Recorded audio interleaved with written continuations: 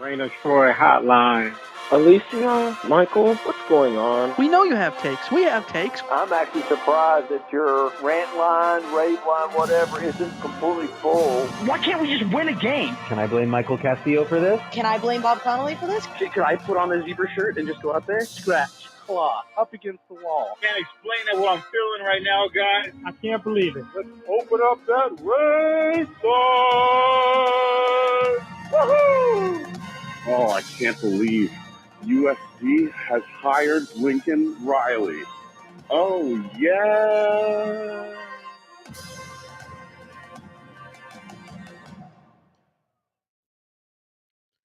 Hello, everybody. Welcome back to Rant Line Radio, episode 515, coming to you on Wednesday, October 25th.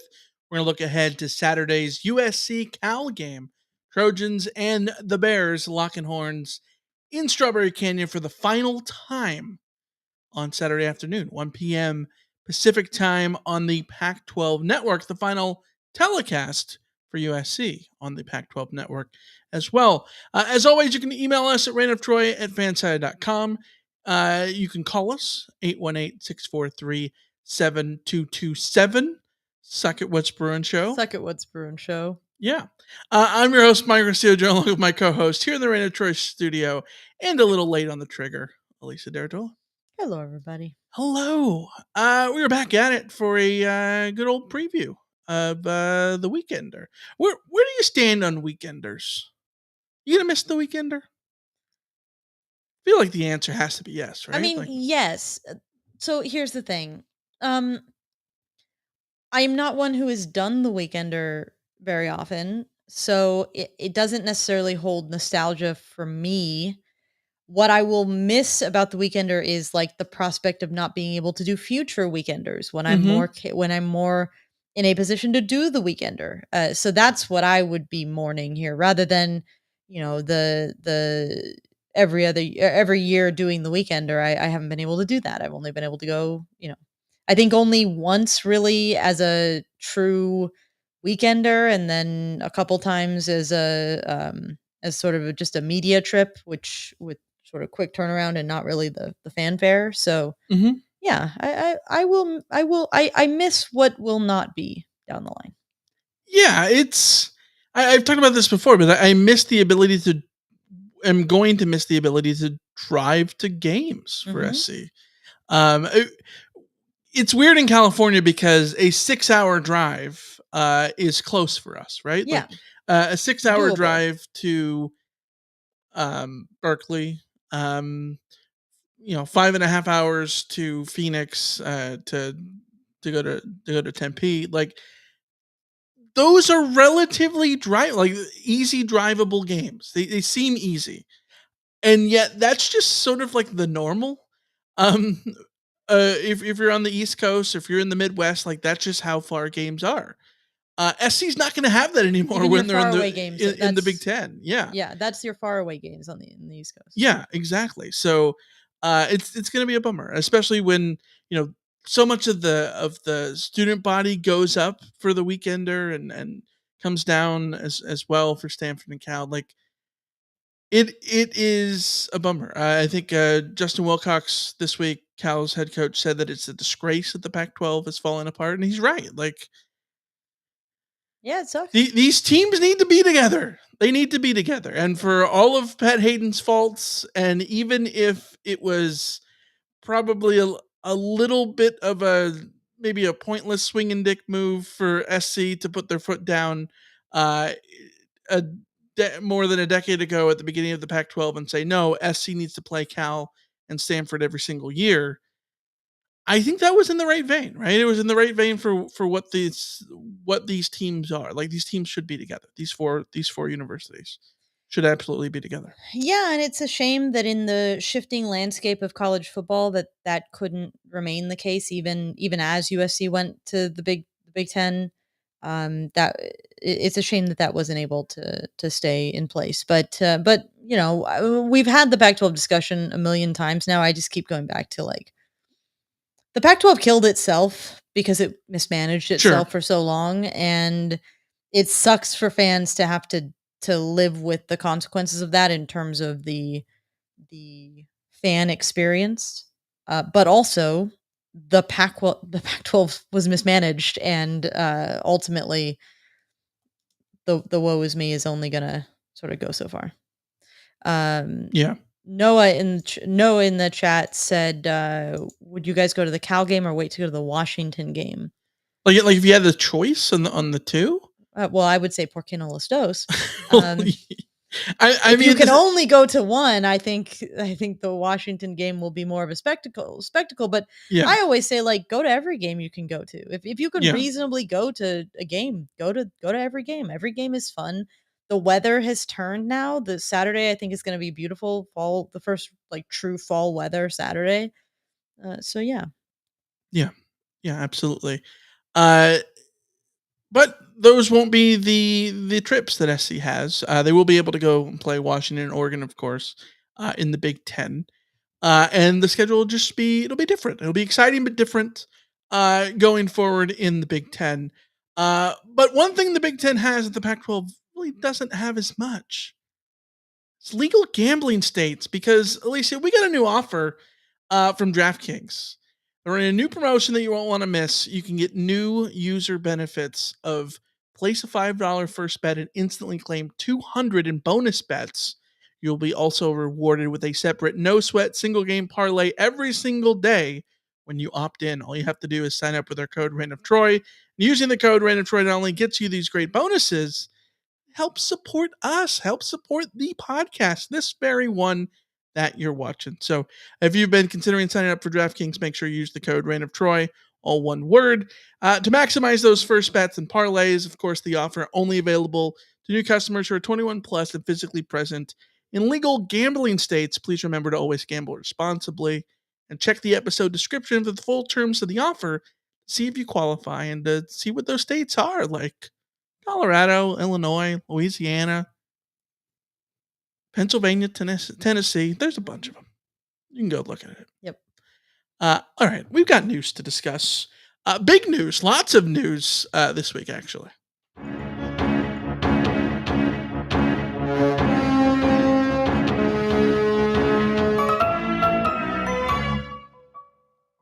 All right, let's see. We got to start with the health of USC's head coach, Lincoln Riley. He missed practice. It actually goes further than that. We had heard that he was under the weather last week, but nothing changed.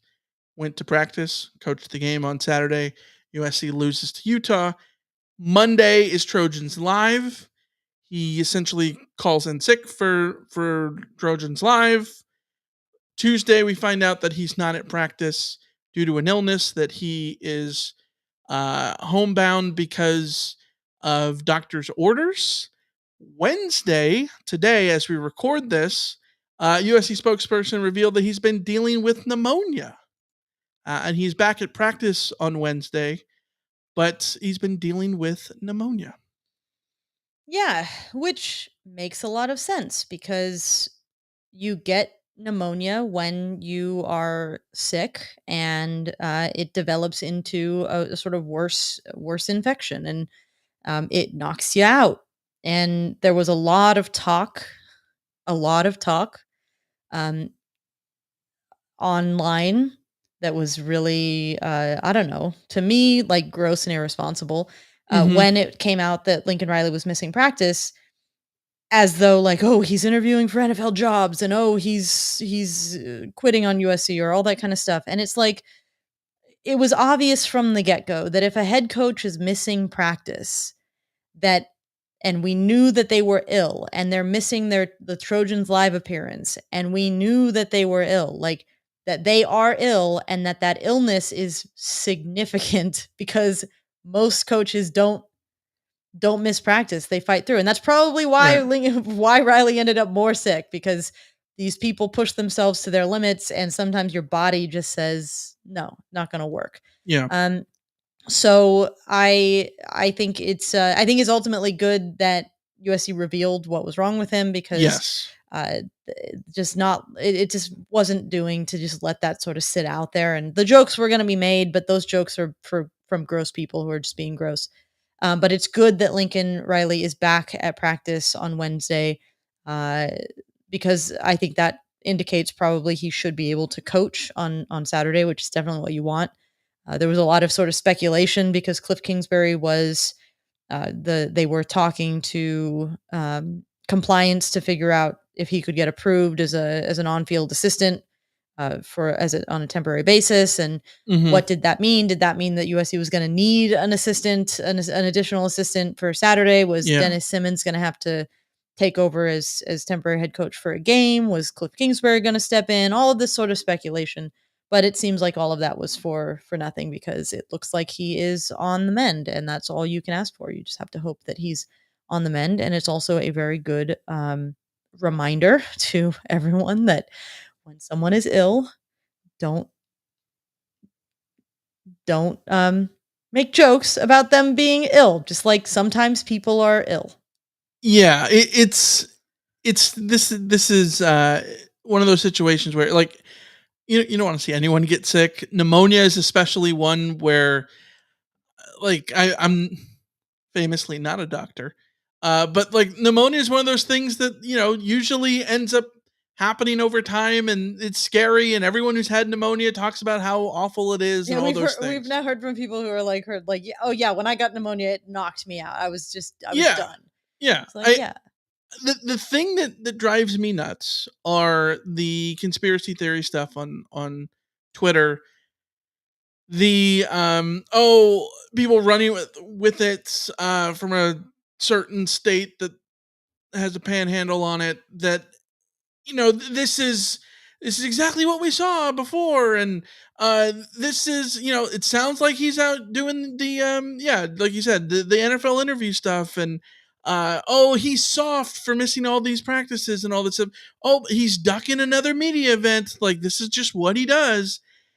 And it drives me nuts because you don't know what the illness is. And on the other side of it, this is why, and this is part of my frustration with Lincoln Riley's genuine missteps in certain things. Is while most of the criticism that he gets, like from say Oklahoma fans, is just like bitter scorn lover stuff, there's absolutely little nuggets of things that Lincoln has sort of brought upon himself, right? Like the telling the dorm in Oklahoma to frost their windows, or keeping players from the media, or kicking a reporter out of practice, or all these things that have turned people off in various ways. Whether or not you agree with any of those things is beside the point, right? They've given reasons for people to be upset, right? And for people to doubt him.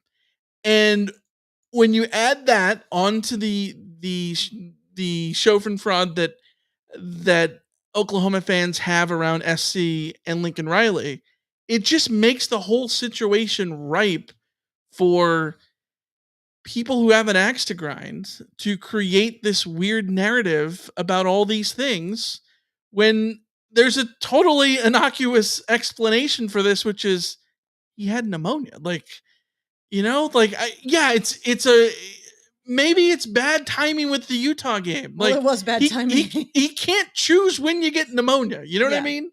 Well, that's I think the thing that's frustrating about the USC, I hesitate to use the word scandals, but like, when USC has, like, when the snowball is building, the panic or the craziness, all of that kind of stuff.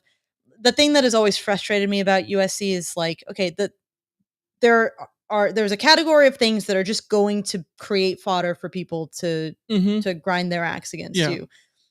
USC just likes to, like, have that be there and then also be shoveling snow on top of it, which is unforced errors. Right. And I think some of the media stuff has been unforced errors, but at the same time, no matter what, the fact that he was missing practice after a loss was going to cause the lowest common denominator to jump on on all of that. And it just, it's I think silly. The most important thing is him being back to practice is a good sign for his health, him being beyond healthy. The most important thing, obviously. And I think it was weird that, like, it was weird that John Wilner was I'm still not entirely certain, but I think I don't think he was being cheeky. I think he was genuinely at first I thought John Wilner was being cheeky, and then after it became a little bit more clear that Riley was sick. The Wilner tweet, the sort of voice of reason, like when it's John Wilner out there saying like, guys, given the circumstances, don't make light of Lincoln Riley having a health issue that is serious enough for him to miss practices. At this point, like at least it's just pneumonia. But Wilner's point stands. USC had an assistant coach who passed away from a serious illness. Yeah. UCLA had an assistant coach McGovern, pass away from a serious illness. Mike Leach suddenly passed away. We've seen Jerry Kill has had issues. a serious illness, and like people use this against Urban Meyer in a way that I find very gross. But like Urban Meyer's health issues in the past have been things that I think it's weird that people use them as like a sign of anything other than these men are in super, super high stress situations. And we have to remember that they are also vulnerable to the same illnesses that come around. And like you're just better off not making light of it. Yeah. Given what else it could have been. And thankfully it's pneumonia, and thankfully he has a good medical staff around him, and thankfully it looks like he's on the mend. Yeah. And I will say one of the things that I thought that's been really good is like yesterday on Twitter, it was like when the stuff first happened that, he wasn't at practice. I think there was a lot of, crazy tweets about, here we go, get the popcorn out, all these kind of things. And then that sort of immediately stopped, at least from SC people. Once it came out, like, no, he's like actually sick. Yeah. Which has been sick. We had heard at the end of last week that he was under the weather. We had heard that there's something going around the team, which happens, every few seasons. There's in October and November, there's just like, something's running through the team. That's what happens when you have a team. Yeah. Malcolm in the chat says, just because someone tells you something is true doesn't mean it's true. If someone has lied before, why on earth should you give them the benefit of the doubt later? In what universe has Lincoln Riley lied about his health? I think that when it comes to his health, I don't think you should say, like, there's no reason to lie about the health stuff. To my point earlier, this is like when we live in a world in which people are not going to give you the benefit of the doubts, it's probably best not to add on to reasons not to give them the benefit of the doubt, which is why some of the little stuff frustrates me. But there's realistically, he's allowed to be sick. Well, let him be sick. Like Malcolm in the chat saying the caping for Riley is not necessary. We're not caping for Lincoln Riley. We're caping for anybody who is ill. Don't beat them over the head because they have fallen ill and their doctors have them not going to practice because they have freaking pneumonia. Why is that caping for anybody? Like if somebody has pneumonia, let them have pneumonia and get better, especially when, like we said, we had heard before that he was ill and has gotten more ill, and that explains why he missed practice. Like, I don't know. Yeah, I think there's a million reasons to be critical of Lincoln Riley for the football thing. We're not saying USC lost a game because Lincoln Riley was ill. That's absolutely not like that. No one has made that claim, or no one has. All we're saying is don't jump to the worst possible conclusion and like be a person that is so out of touch with reality that you can't leave room for another human being to just be ill, instead of jumping to Lincoln Riley missed a media appearance or Lincoln Riley missed practice. He must be this is USC in a panic. Like that's not it. Yeah. All right. We got other news, which is SC's playing a football game on Saturday, USC and Cal. Let's talk about this one. Before we do, talk about the weekender at the beginning. The final SC Cal game, thoughts on the rivalry? Where do you stand? Big moments? for you? Well, the biggest moment is the 2004 game? the 2004 game for Mhm. sure. There have been other good games. I mean, 2006 was my first. I'm an actual fan of USC and at a USC game. Not technically my first official game. 21-9, I think. Yeah, that was super fun. I went with my dad. So that's one of my sort of core football memories. Big touchdown pass to Jared on a post. Mm-hmm. Closed Yeah, end. and there was a goal line stand in that game too. Peristyle land. Yeah. Yeah. So yeah, it's been a fun rivalry. It's just a shame. It's a shame that Cal has been sort of in a weird limbo of like, is it fair to say almost mediocrity for a while now, where they're never quite that good, but they're never quite that bad. They sort of swapped with Cal, like it was swapped with Stanford, where the aughts or the noughties, as the Brits would say, was all about the SC Cal rivalry. I think, in terms of a footballing rivalry, right? Mhm. And then the teens were all about SC Stanford, and then when the Stanford rivalry sort of slowly started to fizzle, it really is ramped up with sort of Utah, and then those will go away, and then SC will have a new sort of football-esque rival going forward, probably in the Big Ten or whatever. I don't know. Who knows? We'll see who SC ends up playing a bunch of close games with. But Yeah. Stanford and Cal obviously go beyond just being a football rival because they've just been around for so long. SC plays them every year. There's a reason, like we talked about earlier with Pat Hayden putting his foot down and going to bat for the California schools playing together. I love that Cal ends up wearing the Roth uniforms, Which, by the way, are some of the best throwback uniforms in college football. Like, it should be their normal uniforms. Yes, wear those all the time, guys. Like, just wear them all the time. Yeah, we got the retro logo here in our a little score bug on YouTube because of it.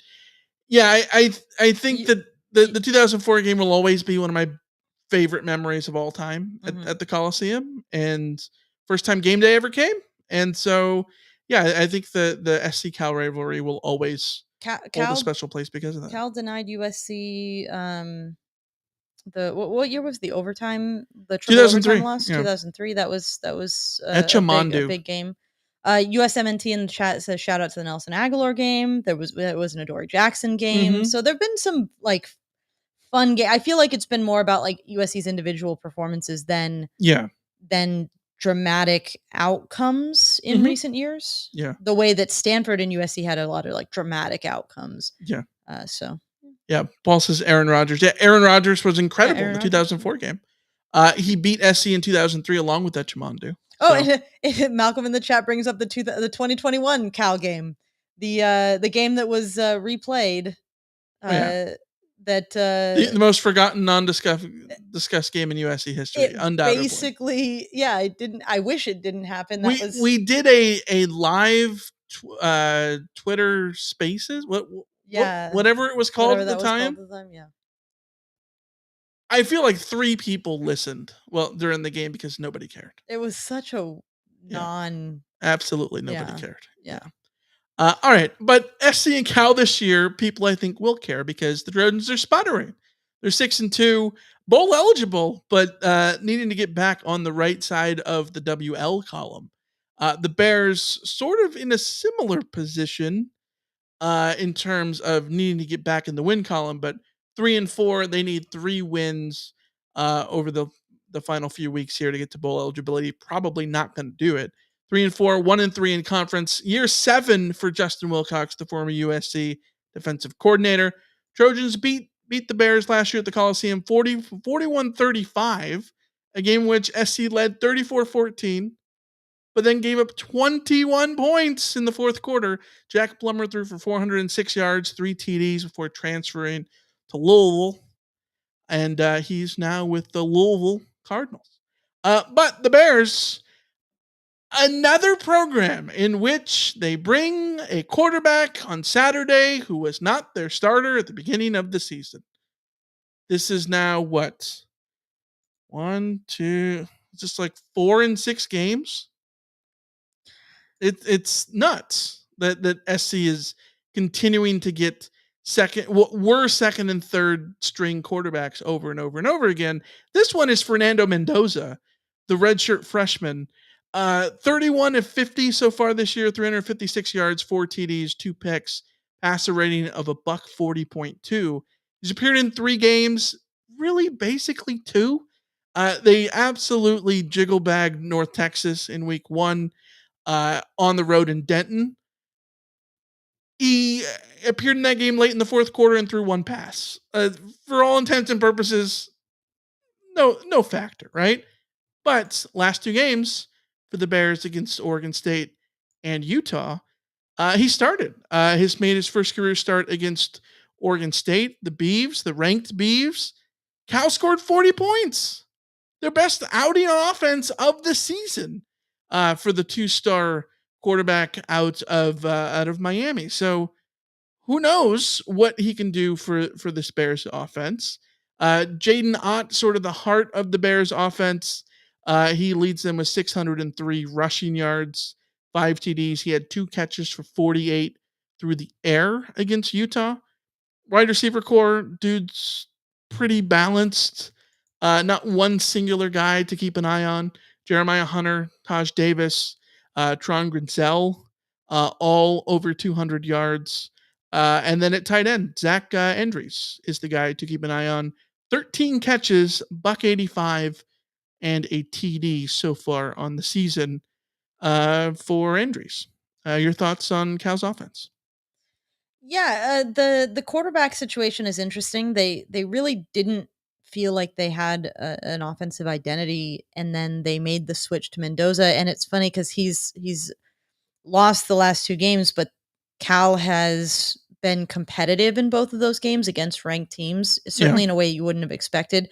The Utah score looks worse than it actually was. That game was very close going into the fourth quarter. It was 10. They were down 10 points going into the fourth quarter, and then Utah pulled away. They couldn't really get their offense going, but as USC found out, like Utah's defense is holding down most of the offenses that they play, so that's not necessarily something to be shocked about. But at the same time, their offense is nothing spectacular. The concern here from a USC perspective continues to be that facing unspectacular offenses has not meant that spectacular offensive performances aren't coming, because USC has played unspectacular offenses against Arizona State and Arizona and Notre Dame and given up and Utah and given up a lot of points. So the thing I'm circling here really is, okay, if we're going to assume that USC is going to elevate every opposing offense that they face, then it's really going to come down to playmakers. We looked at Arizona's playmakers, and even though their offensive outputs hadn't been crazy, they had the playmakers that it would take to give USC trouble. Utah found their playmakers in Sione Vaki and Jaquindon Jackson and all of those going off. So who are the playmakers that could be trouble for USC? And you really got to look at the obvious, Jaden Ott. Jaden Ott's a very, very, very good running back who can do damage if you let him. And I think the thing that Utah did very well against this Cal team is they didn't really let Cal get Jaden Ott going. He only had, what was it, like 8 carries. He still had pretty good rate on that, but when it comes down to it, Jaden Ott is exactly the kind of running back that has given USC problems in the past. So that's what I'm looking at, is they've got a quarterback who has stabilized their offense. Maybe not spectacular, but stabilized offense against a USC defense that is what it is. I mean, just look at the numbers on the screen. Like, USC's defense is a mess. It's really a mess, and opposing teams will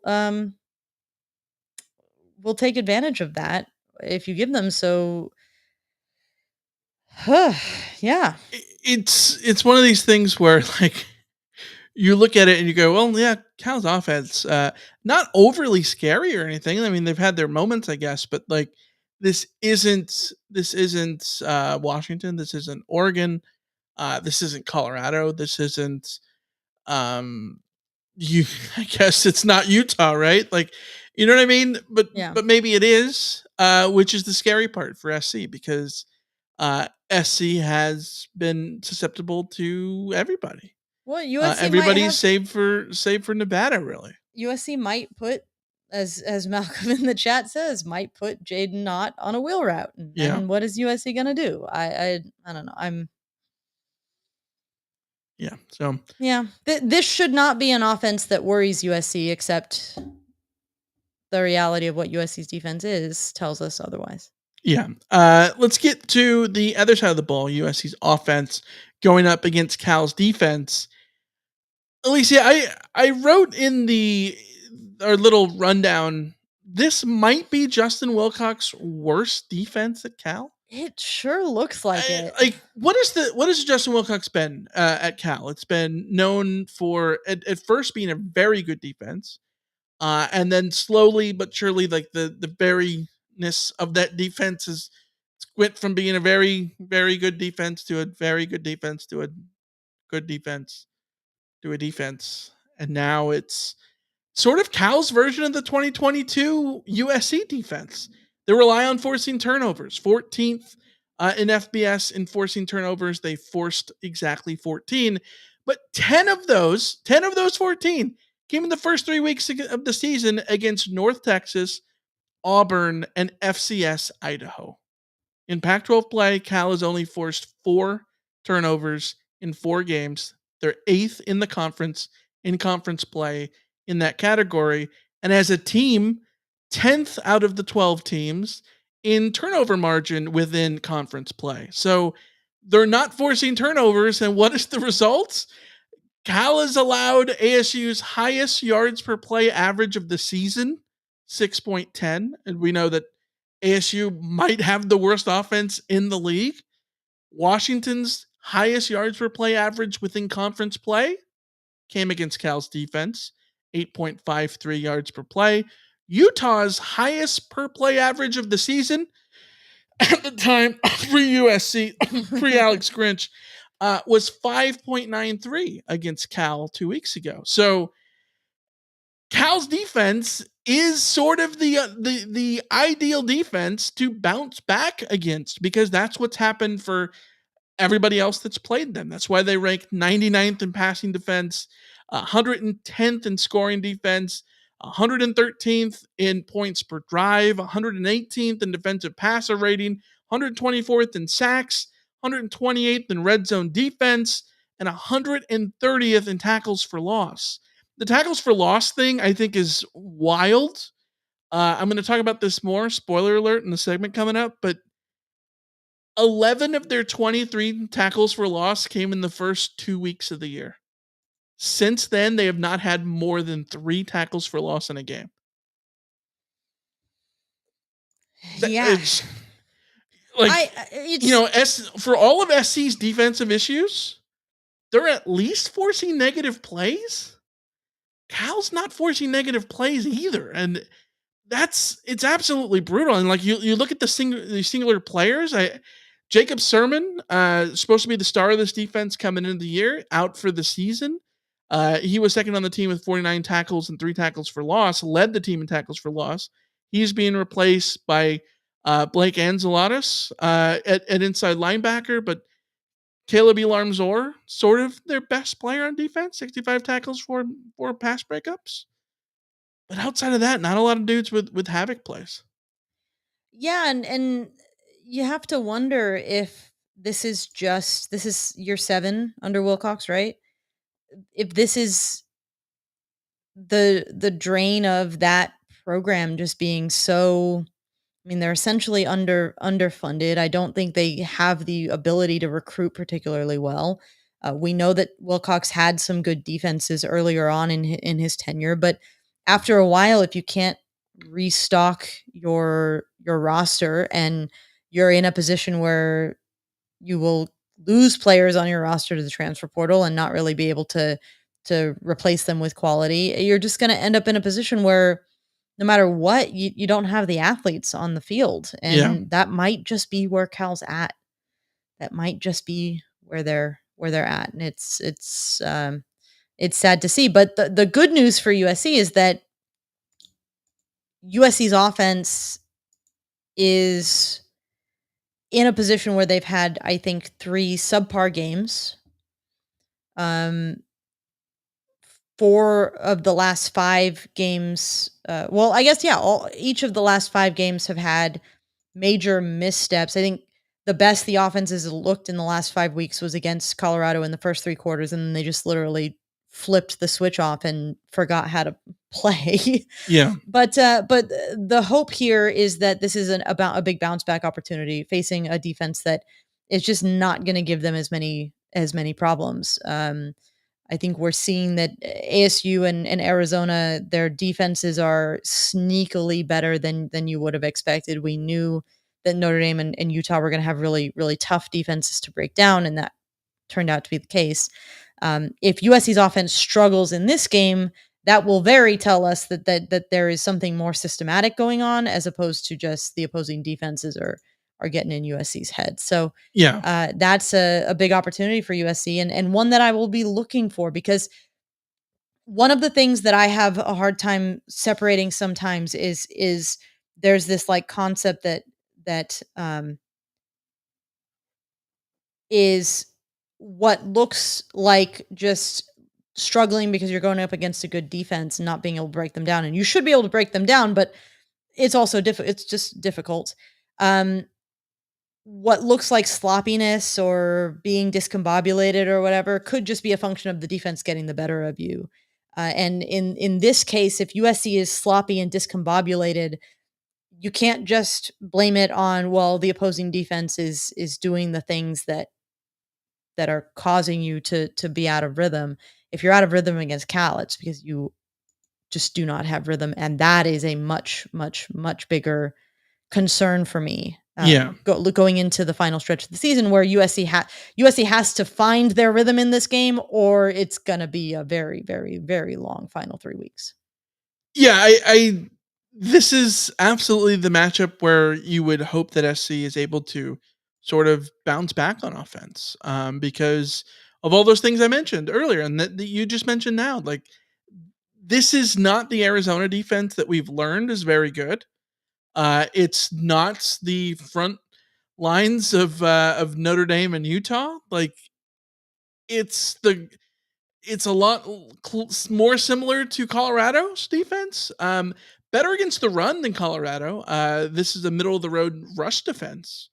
And maybe that will end up being a factor because we know that SC struggled against Colorado, but SC against Colorado had 41 points in the first 40 minutes of that game, right? So if SC is able to get back on that side of things and score points, I think it's going to help, because one of the things that we talked about all offseason, looking at the schedule and before the season, is that the Cal game was going to be the big scary trap game, right? Trap game. If there ever was a trap game, this is the trap game. Yes, because it's after Notre Dame and Utah, and it's before the final gauntlet of Washington, Oregon, and UCLA. And it's on the road. And it's a daytime in sleepy Berkeley, and SC has looked sleepy in a afternoon game there many a time. I'm trying to think about it.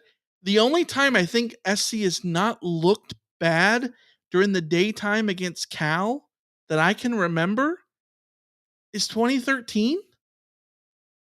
Every other time, like, has been weird. That 2017 game was brutal to watch. The 2005 team with all those dudes.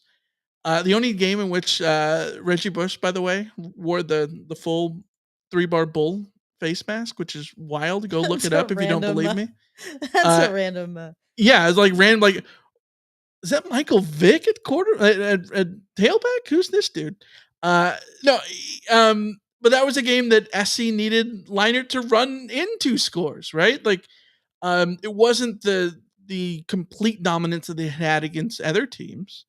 It's a place where SC struggles. Look at the 2015 game, right? So I think there's a lot of reasons to doubt the Cal game because of all those things. I do not think it's a trap game anymore because SC is in a situation where it can't be. You can't overlook Cal anymore because you are on the heels of two losses. If anything, it's a game that sort of proves that SC is in an unstoppable spiral.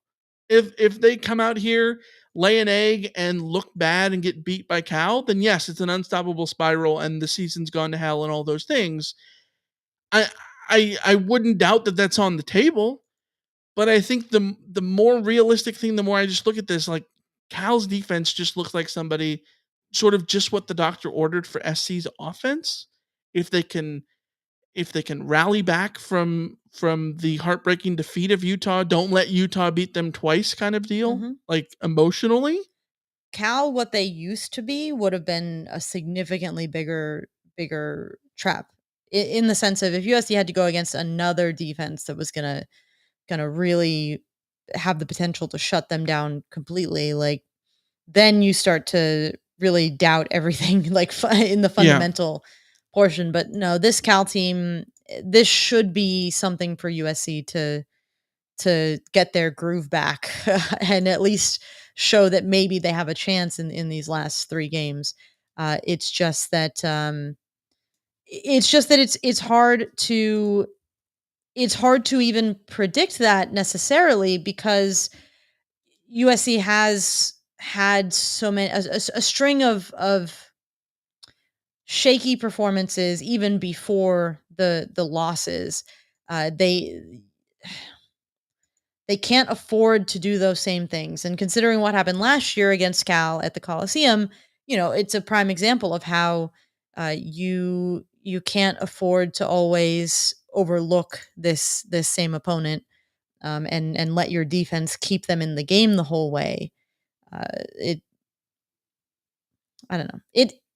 I want to say it's not a trap game, but realistically, it's still it's like I get what you're saying in terms of like USC can't let it be a trap game. Yeah, but realistically, it's still more so. It's not a trap game because like you can't overlook Cal when you're coming off of 2 losses. Like you can't just look forward to Washington anymore because you need to win this one. Like it's a completely sort of different situation in that sense. It's almost like the thing is, even if you pull off an upset against Washington at the Coliseum, if you lost to Cal, it doesn't matter. Sort of make the final 3 games of this. Well, the other 2 games because UCLA is a rivalry game; it's always going to matter. But you sort of make that a bit irrelevant. USC talked this week. I know Dennis Simmons, while he was filling in for Lincoln Riley, talked about how USC is still 4-1 in the Pac-12. USC is still very alive in the Pac-12 title race, and if they want that to remain the case, then take care of business against the Pac-12 opponents that you need to take care of business against. Right. Which would be Cal, Ilium in the chat said that, all the signs point to SC being able to take care of business this week. And are expecting a 2-point game one way or the other anyways. Yeah, that I'm with you. Yes. I think that looking at everything, your brain should say, SC should be able to handle this. And it shouldn't be a trap game in that sense. Like I don't think they shouldn't no-show this game. I'm rather confident that the offense will not no-show the game. Yeah. Yeah, and I don't know about the rest. I don't think there's any possible way that you can be still looking ahead to Washington at this point when you can't SC's not in a position to overlook anybody. Yeah, that's the thing. No. So all right, let's go play some over under. So you're going over. I'm feeling bold. Give me that over. I'll go under. I got to take an under here. I got 3 unders to take. I'm going to do an under here. By the way, the over under little soundbite, sound clip, whatever, drop includes Mad Dog Chris Russo. Big round of applause on a great career and a retirement. Well done on the retirement. I hope that the D-backs can have him on for like game 7 or something, or maybe not game 7. That series would be in Texas, right? So game 3, have him on in game 3. Yeah. But before we do anything, super chat from Tim in LA that says super chat just so Michael will say Louisville and jiggle bagged one more time. There you go. Cheers. Louisville. Cheers, Tim in LA. You have to like say it without like moving your lips. Louisville. Louisville. Louisville. Louisville. Louisville. No, it's like Louisville. Louisville. Louisville. Louisville. Yeah. Something like that. All right. Over under. Before the week. I have a big lead now, suddenly. I'm down bad. You're suddenly down bad, yes. I am 27-21. You're 22-26. But hey, anything can happen in every single week. Let's go to your first over under. What do you got? I've got 99.5 Jaden Ott rushing yards. The outstanding running back from Cal is something for USC to worry about for sure. He is averaging 100.5 yards per game. Last year, USC kept him kind of in check. He had 14 carries for 50 yards, but he had 2 touchdowns, which is part of the problem. He only had 8 carries for 46 yards against Utah, but also Utah's defense is Utah. USC's defense has given up in the last 2 weeks 117 yards on 26 carries to Quinton Jackson and 95 yards on 22 carries to Audric Estime of Notre Dame. So we're just sort of setting a basic rushing line. Will he get over the 100-yard mark? Even though he's averaging 100 yards per game, he has not been over the 100-yard mark as often as you would think this season. I meant to grab that, but he's only done it twice this season, but this is USC's defense we're talking about. Yeah, it's this is an easy over for me. Jaden Ott's a good running back. He's a really good running back. He leads the Pac-12 in rushing yards. They gave up a million yards to Vaki. SC cannot set an edge to save their life. It's over. It's over. Yeah, unless all of his touches come in the form of wheel routes, and then he just has like 150 yards receiving and only like 20 yards rushing, and then I'm in business. You probably should have done scrimmage yards. Scrimmage yards would have been even an easier over. No, because I didn't want to give you too easy of an over. All right, well, there you go. I'm taking the over anyways. Not 99.5. 199 yards from scrimmage. Is that what the over under you want? Maybe not that, but geez, Vaki would have gotten it. Jesus. Yeah. All right. Next one. My first over under for you. Okay, I have to explain this one. I always hate that I have to, because I'm just worried that it's not going to read well. 12.5 yards on Zach Branch's longest punt return of the night. So of any punt return he has, the longest one is it over 12.5 yards. The reason I mention this is Cal is 109th nationally in punt return defense, allowing 12.36 yards per return. But I'm a little skeptical of we need to be more critical and of punt return statistics and how crazy they are because of sample size. Mm-hmm. They allowed an 83-yard punt return to Washington. That's the only one all season that's been longer than 20 yards. They allowed one to Washington.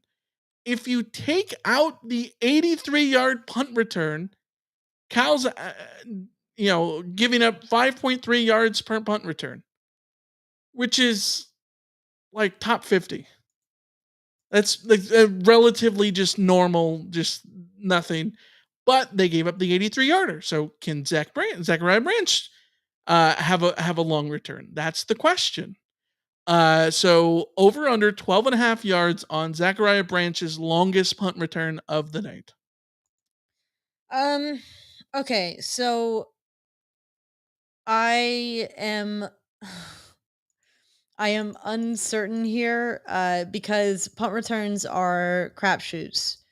On the one hand, do I think that Zach Branch is capable of breaking off a big punt return? Yes, absolutely. On the other hand, punt returns are weird. Like, he just had one last week. Like, you don't get one every week. Even the best punt return guys only rarely break the occasional one. So, how many punts will USC's defense force? What position of the field will they force them? Will they let Cal move down the field and then punt in situations where Branch isn't going to have an opportunity to have a return? That statistic that you pointed out where they've only allowed one big return might suggest that their punter is doing a good job of not creating returnable punt situations. So I'm taking the under here, but at the same time, I don't like it. I don't like taking the under because this feels like a little bit of a crapshoot, especially because punt returns, kickoff returns, special teams plays have been a feature of this rivalry for the more memorable games have involved special teams players doing special teams things. But I'm taking the under, just hedging my bets. Yeah, Damian Williams in 2009 had a punt return, I believe. Nelson Aguilar in 2013 was did Adoree had a pick six. It was a pick six, yeah. Yeah, you're taking the under. I think that's fair. This is why like I said, I have a hard time with like, is Cal a bad punt return defense? They might be. Like they genuinely might be. Or did they just give up 183 yarder and that's it? Like I don't know. I don't know. This is part of the thing where I like special teams is so hard to gauge. It's so hard to gauge for me. If you give up like 20-yard punt returns on the regular, that's a sign that you can't cover. One of them though, I don't know. All right, next one. Yours. What do you got? I'm going 79.5% Cal red zone scoring. This is Cal's offense. USC ranks 122nd in red zone defense. That means they allow touchdowns or field goals a lot of the time when they're in the red zone. They're also 130th in short field points per drive, which is a reflection of, one, the turnovers that USC's offense has often put USC's defense in a bad position. But two, when USC's defense is put in a bad position, they just give up the touchdown pretty much every time. 92.86% of the time that an opposing offense gets into the red zone against USC, they score. They have given up 100% scoring rates to everybody but Utah and Stanford. Utah was 83.3%. Stanford was 66.6%. Cal is not good in the red zone offensively. They're only scoring 75.86% of the time that they get into the red zone, with touchdowns 62.07% of the time. They rank 109th nationally in red zone offense. So movable force meet we're talking object. Total scoring, not TDs. Right? This is scoring percentage. This is not touchdown scoring percentage. This is scoring percentage. So field goals in the red zone counts as still 100. If you went 3 of 3 with all 3 field goals, it's still 100%. That makes it over for me.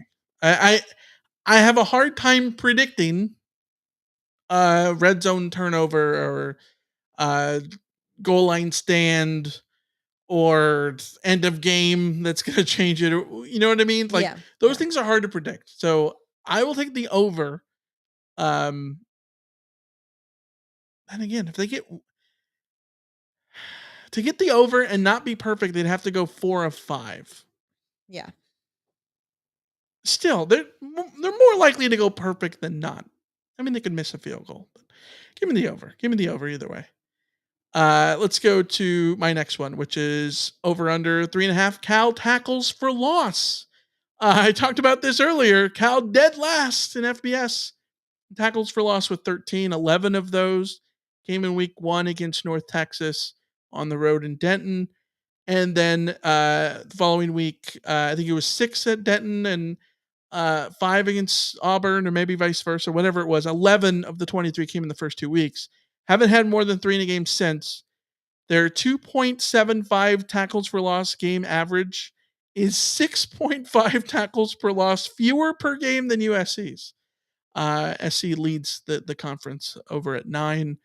SC is allowing 4 tackles for loss per game in Pac-12 play, which is second only to Oregon.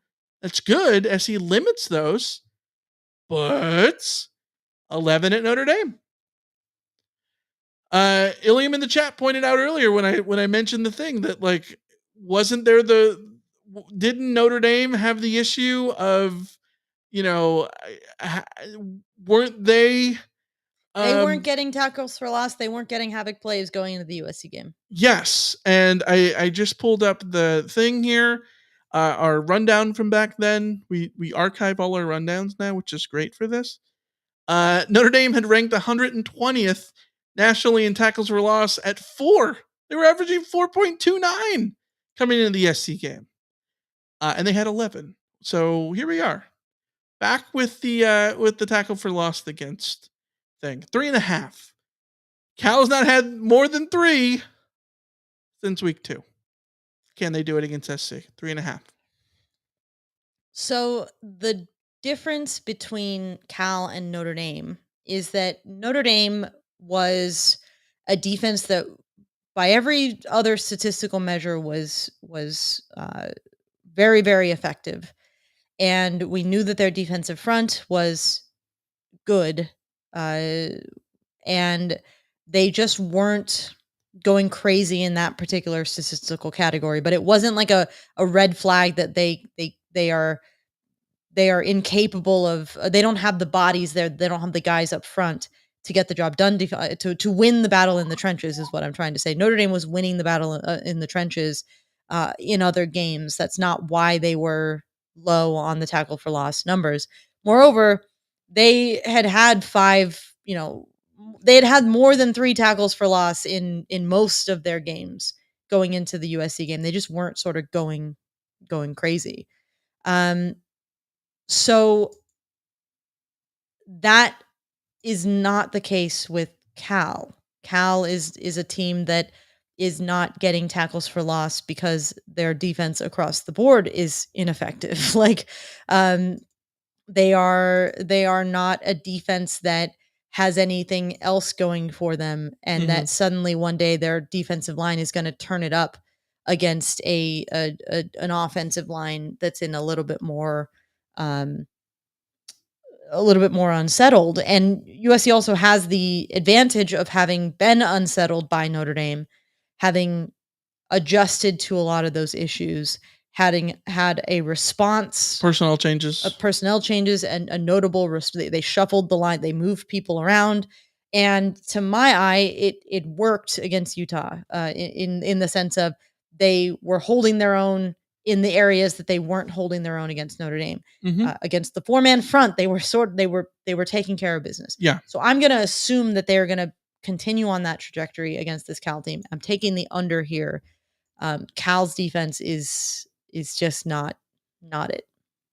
Okay. I think that the personnel changes, I think, are a step in the right direction. At least until they're proven that they're not. And then the other thing, last week we talked about it. SC was very preventative against having negative plays with a lot of screens.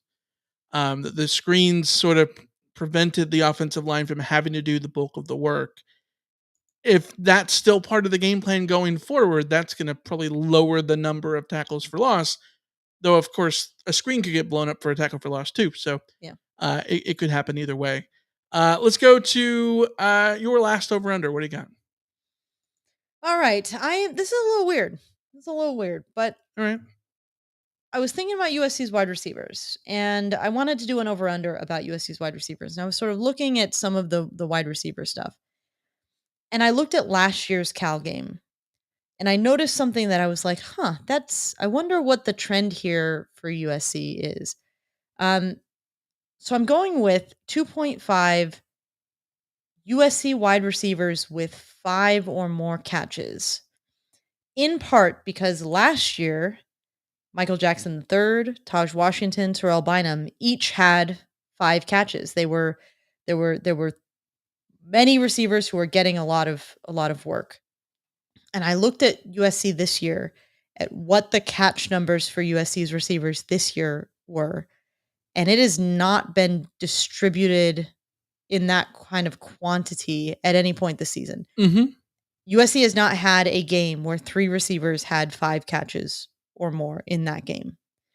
They've come close a couple of times with guys, 2 5s and a 4. Yeah. But they haven't really established the receiving core in that sense of we're going to go to our core guys. And it's one of the things that I kind of wish they would do. One of the things that frustrated me just looking at the stat sheet doesn't necessarily, I'm not trying to put too much on looking at a box score because you can get trapped in that.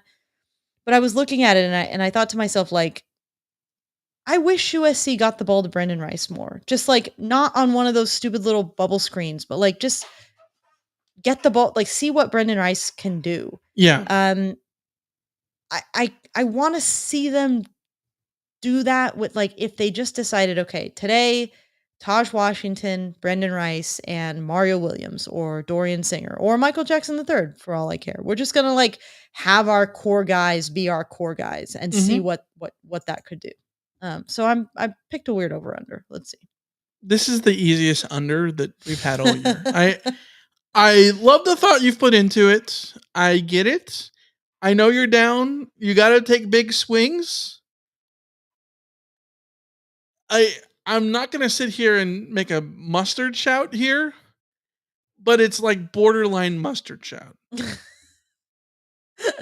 This is under. This is under. All right. SC's, you look at the stat book every week, and SC's been lucky to have one guy with 5 catches. Yeah. There's no way they're having 3. I know, but the distribution is so widespread that I struggle to see any world in which this hits. By the way, if this hits, theoretically it would be good. I don't know if it would though. Because if this hits, that might mean that the game has gone to hell and they're trying to make things up completely through the air. Yeah, that might be bad. Unless it's a game in which they decide that we're just going to go all in. Cal has a mediocre rush defense, which is way better than their pass defense. And so we're going to go all in on the pass. That's the only sort of scenario in which this hits, but I can't see it. This is an under for me. Let's go to my last one, which is over under 8.5 Marshawn Lloyd carries. I know what you want this to be. I know what everyone in the chat wants this to be. I know what everybody wants this to be. But is it over or under 8.5? He was averaging 14 carries per game during the 3-game stretch against ASU, Colorado, and Arizona. That has changed. The last 2 games, he had 8 at Notre Dame and 7 against Utah, almost all of those in the first quarter. I am smashing the hopeful over on this. Okay. I was looking, Michael. Okay.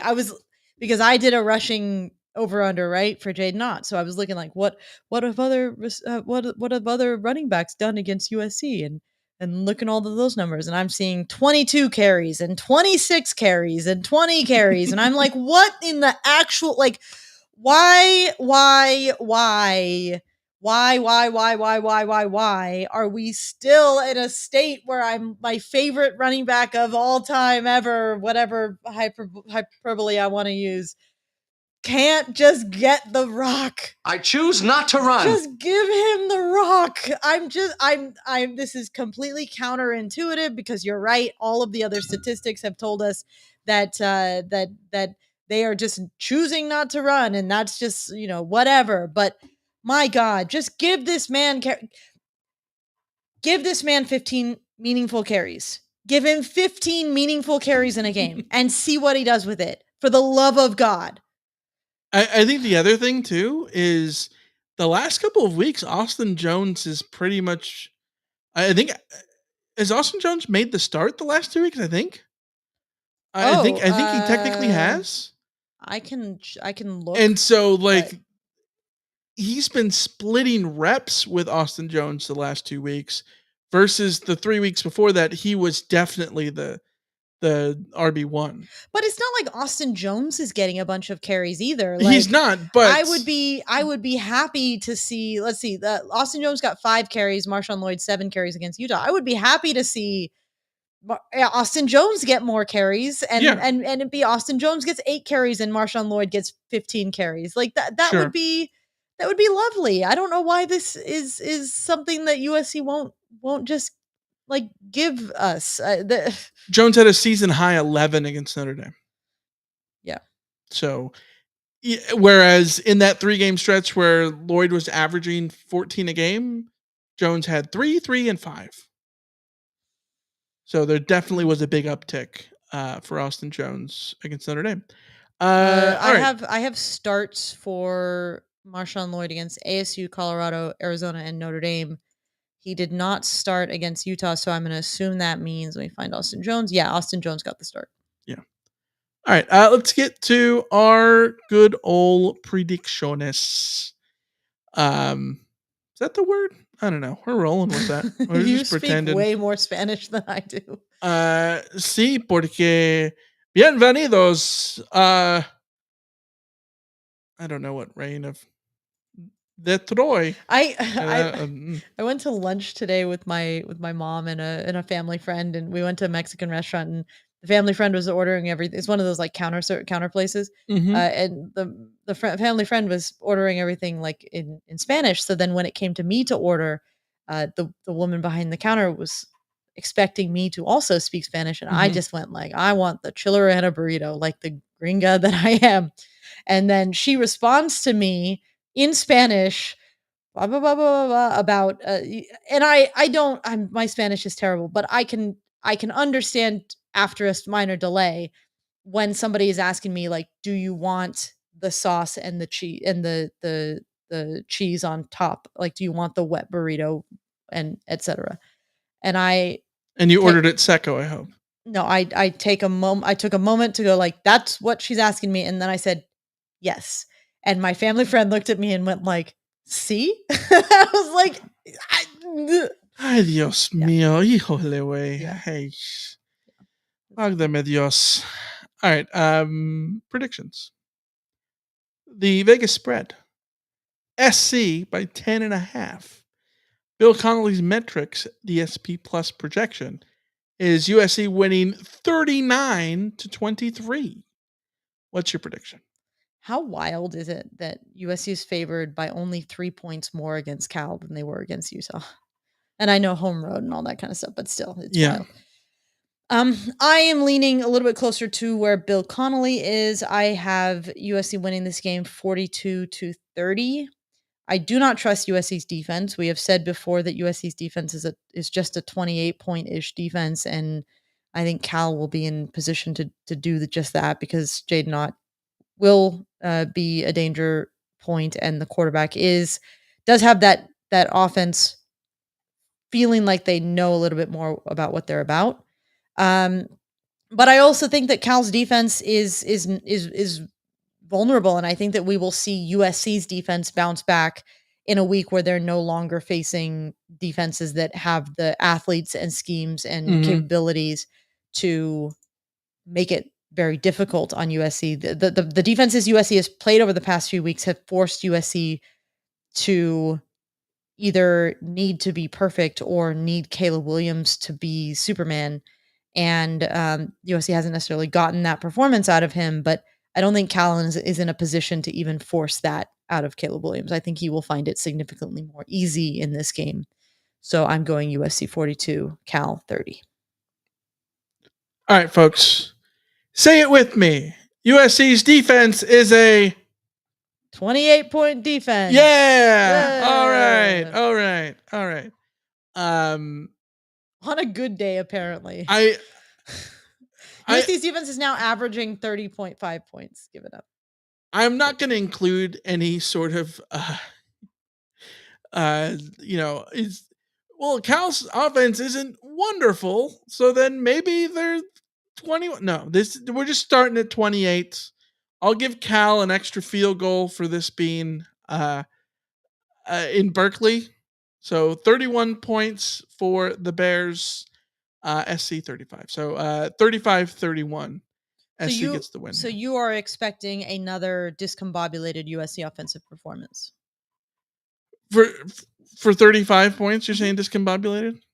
I would say USC's offense scoring 35 points would not be a positive development for me in this game. I need to see SC look like I talked about earlier. Like almost every Pac-12 opponent has had their best offensive showing against Cal. Mm-hmm. But I need SC to sort of prove it. It feels like that first half of the Colorado game feels like forever ago. Yeah, we haven't seen them like in full gallop since then. Since that, yes. I'm willing to sit here weeks from now and say, well, it was that run. They just caught 3 really tough defenses in a row. Like it's very possible that could be the case. But you have to prove that to be the case. And I need to see it. I need proof that Caleb Williams' finger isn't bothering him. I need proof that the offensive line is back to doing their thing. I need proof that they're going to run the ball more. I need proof that that the receivers are going to do all those things before I sit here and pick what I would have like.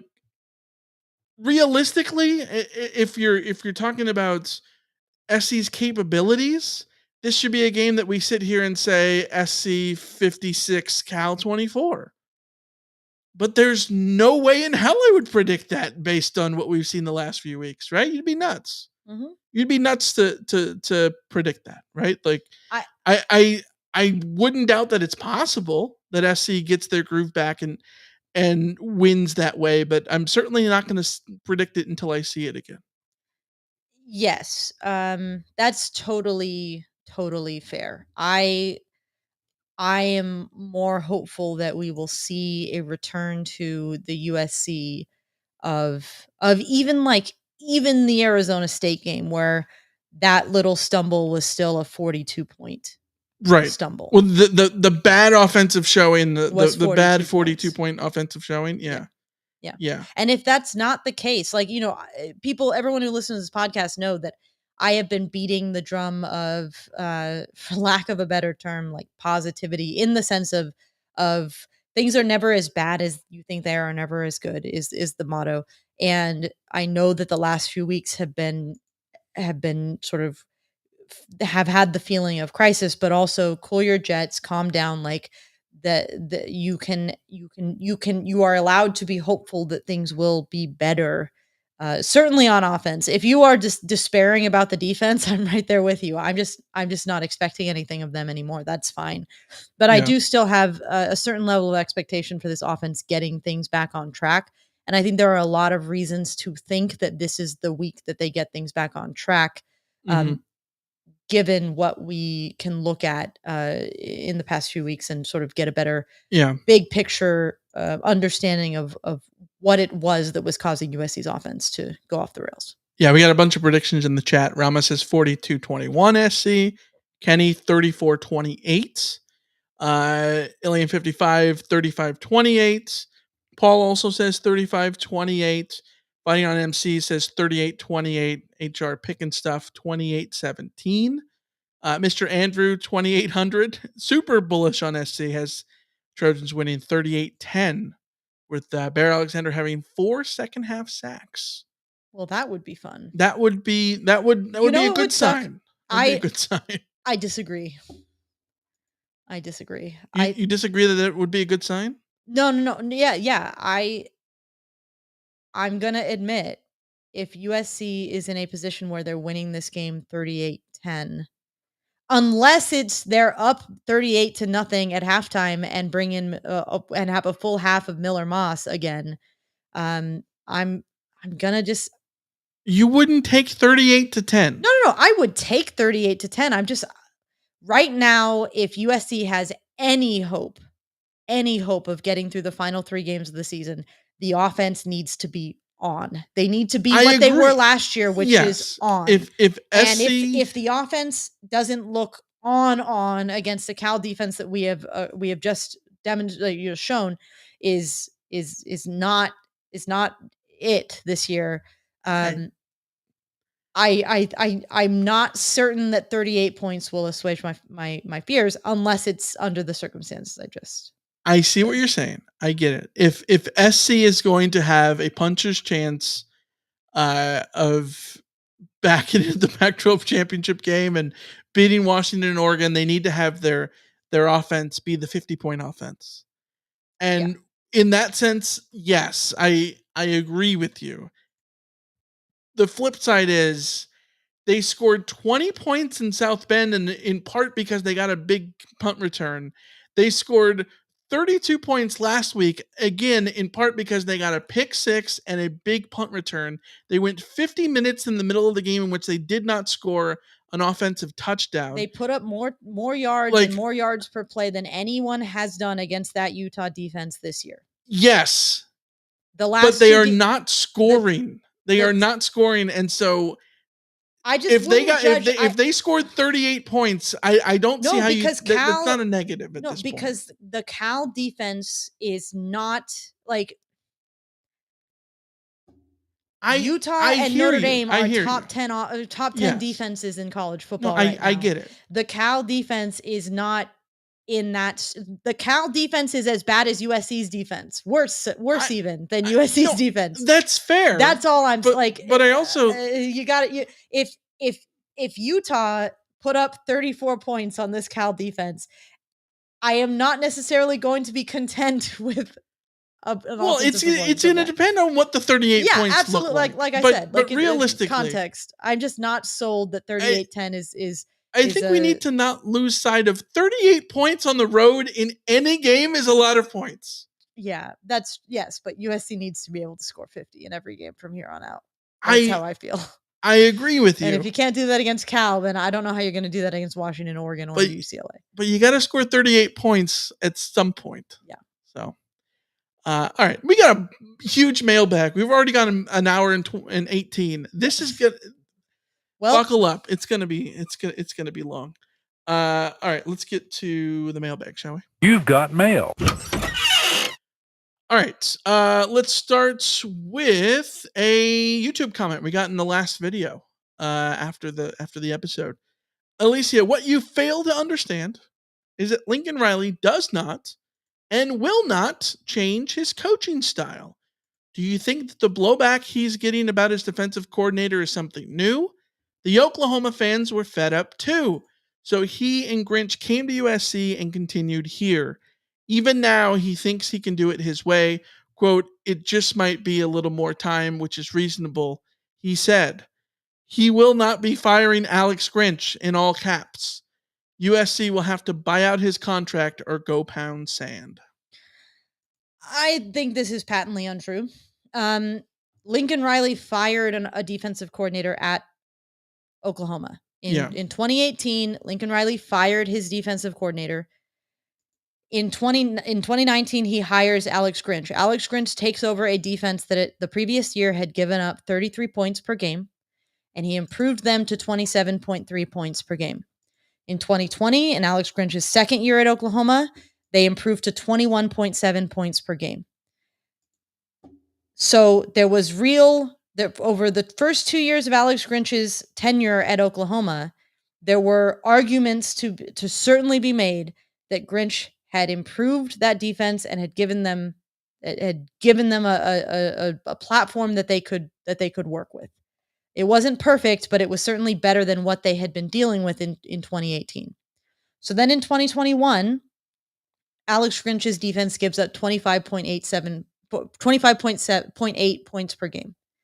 He has a bunch of bad performances, but for the most part, their sort of middling games are still in the 20-ish points that they're giving up, and then they're giving up 37 to Oklahoma State, they're giving up 48 to Texas, but they're still like winning half of those games.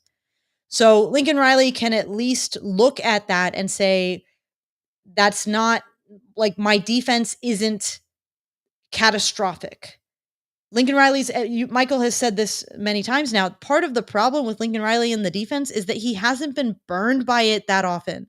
He's managed to win the games that the defense, he's been able to win the shootouts. And so he didn't necessarily have to be forced into a change. In 2022, when he brings Alex Grinch to USC, we were looking at the statistical model of Alex Grinch's defense in the 3 years that he was at Oklahoma and saying USC can work with this. It's not a perfect defense, but it's certainly better than what USC has had. It's certainly a winnable defense. It's certainly something that you can theoretically, he gets to USC and continues to recruit bigger, better athletes, and maybe they have a thing going. In 2022, things go terribly wrong, but that's year one in a program where they were taking over a 4-8 program, and the messaging coming out of the program was, we just don't have the athletes. So every single year that Lincoln Riley has held on to Alex Grinch, there's been a very good reason for him holding on to Alex Grinch. 2019 is his first year in charge. 2020 is an objectively strong defensive year.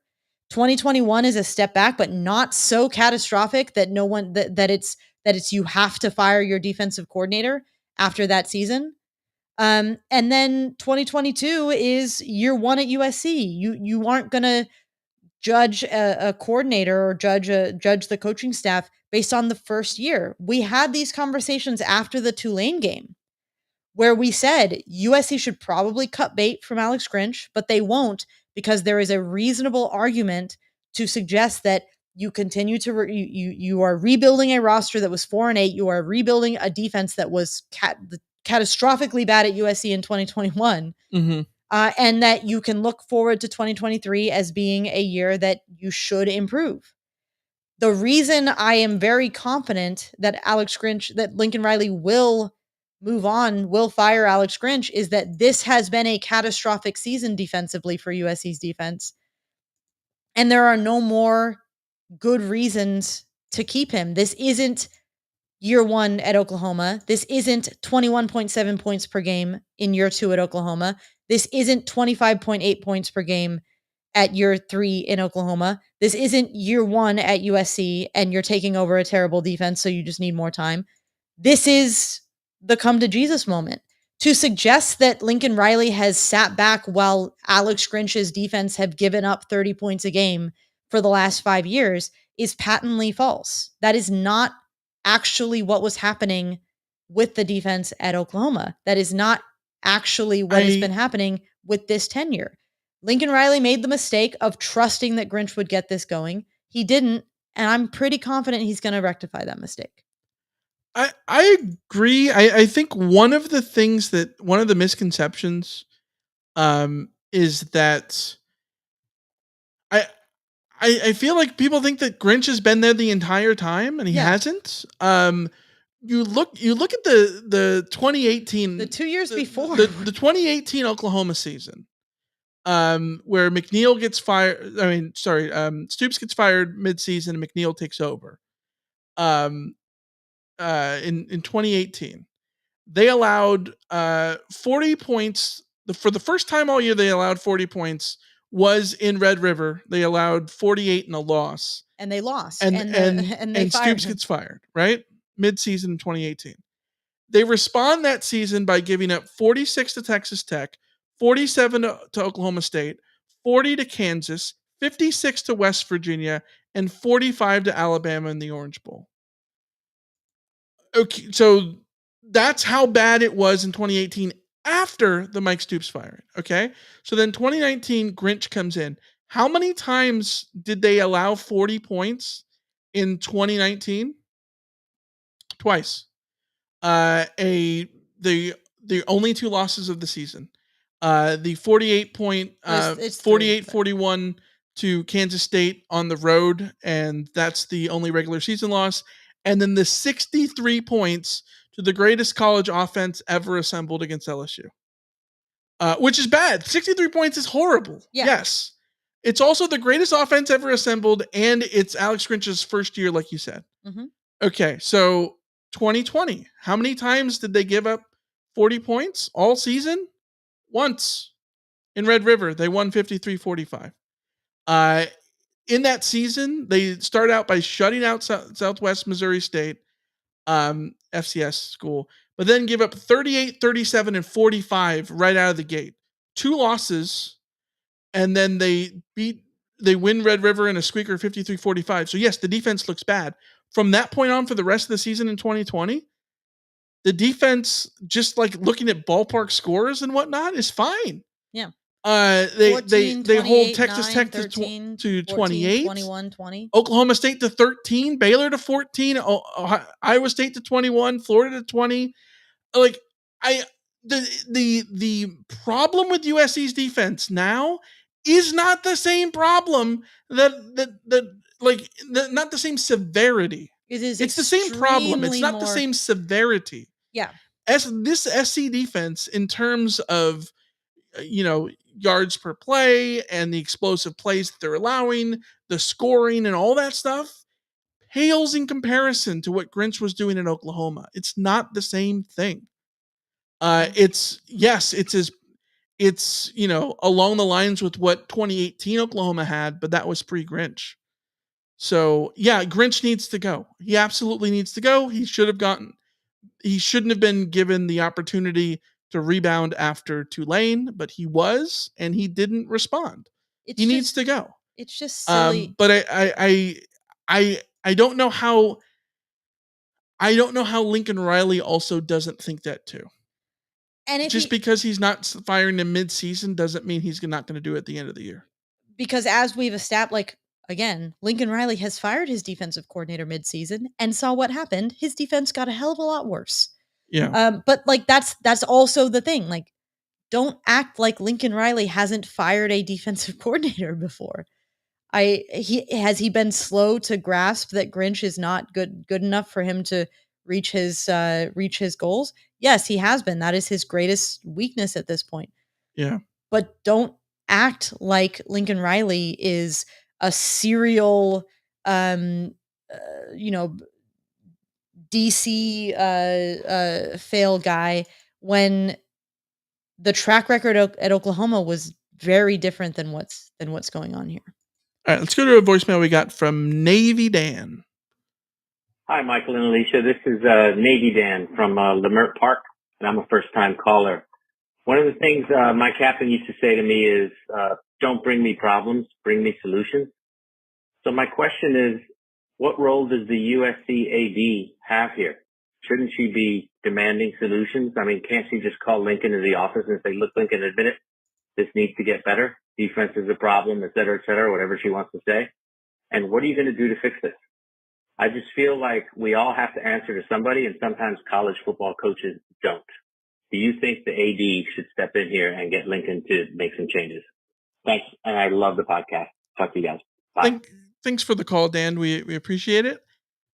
I have a hard time thinking that the AD is going to, like, what is an AD going to provide in terms of actionable things in the middle of a season?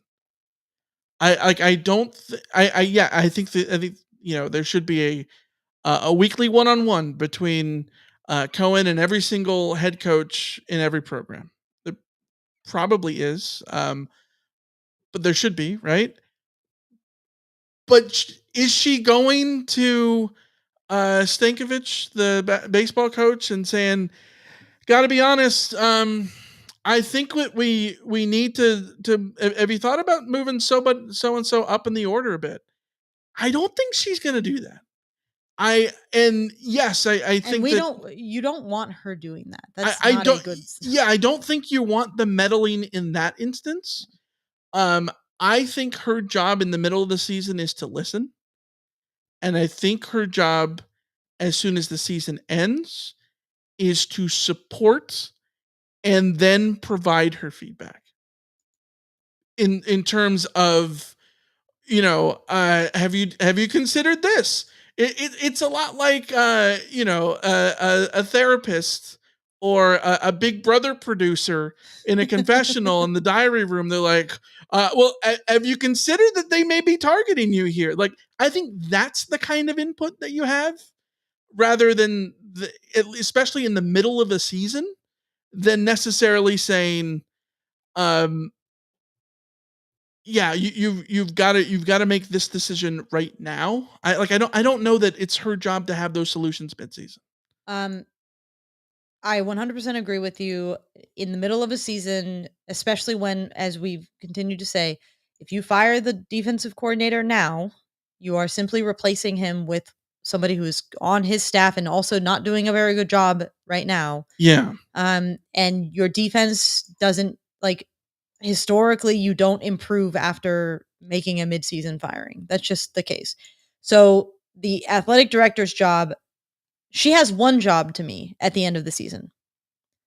That one job is to have Lincoln Riley walk into her office and to say, "Hey, Jen, how's it going?" And Jen Cohen looks at him and says, "It's going well, Lincoln. Here's a blank check.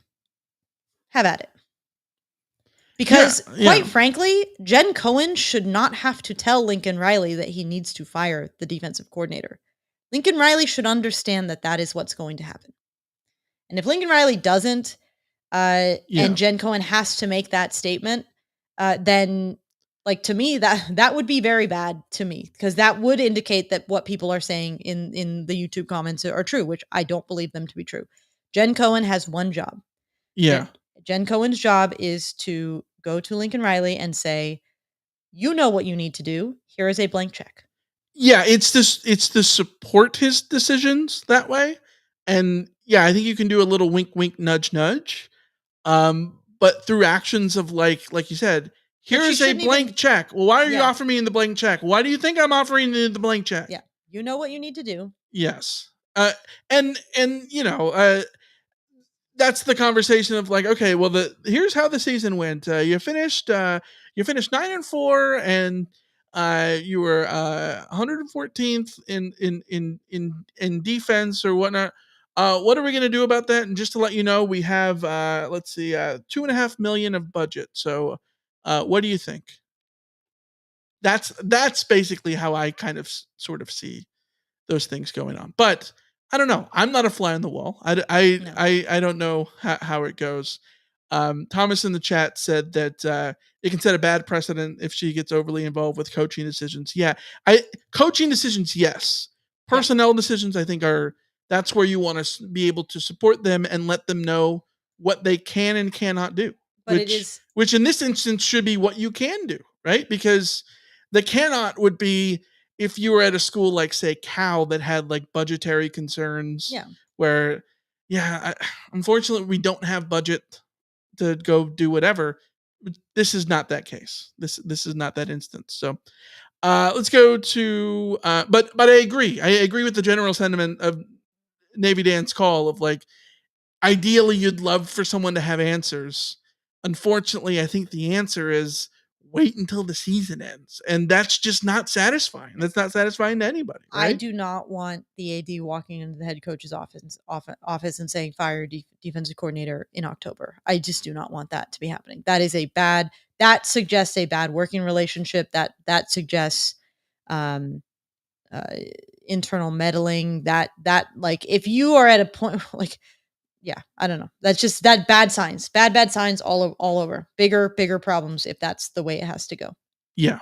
Yeah. And, maybe it's offering the support of not only the blank check, but hey, here are resources we're making available in case you wanted to make any decisions on the coaching staff. We're going to deploy all these other things. She shouldn't even have to do that. Again, I agree. If I'm just saying the most obvious decision in the world, then yeah, maybe USC does need to start putting together a list. Yeah. All right, let's go to call we got from Torrin. This is Torrin from Oklahoma again. There are a couple things. First, the reason that Grinch really needs to be blamed for everything on defense is that if your individual player cannot handle the play calling, you yank that player and put someone in who can.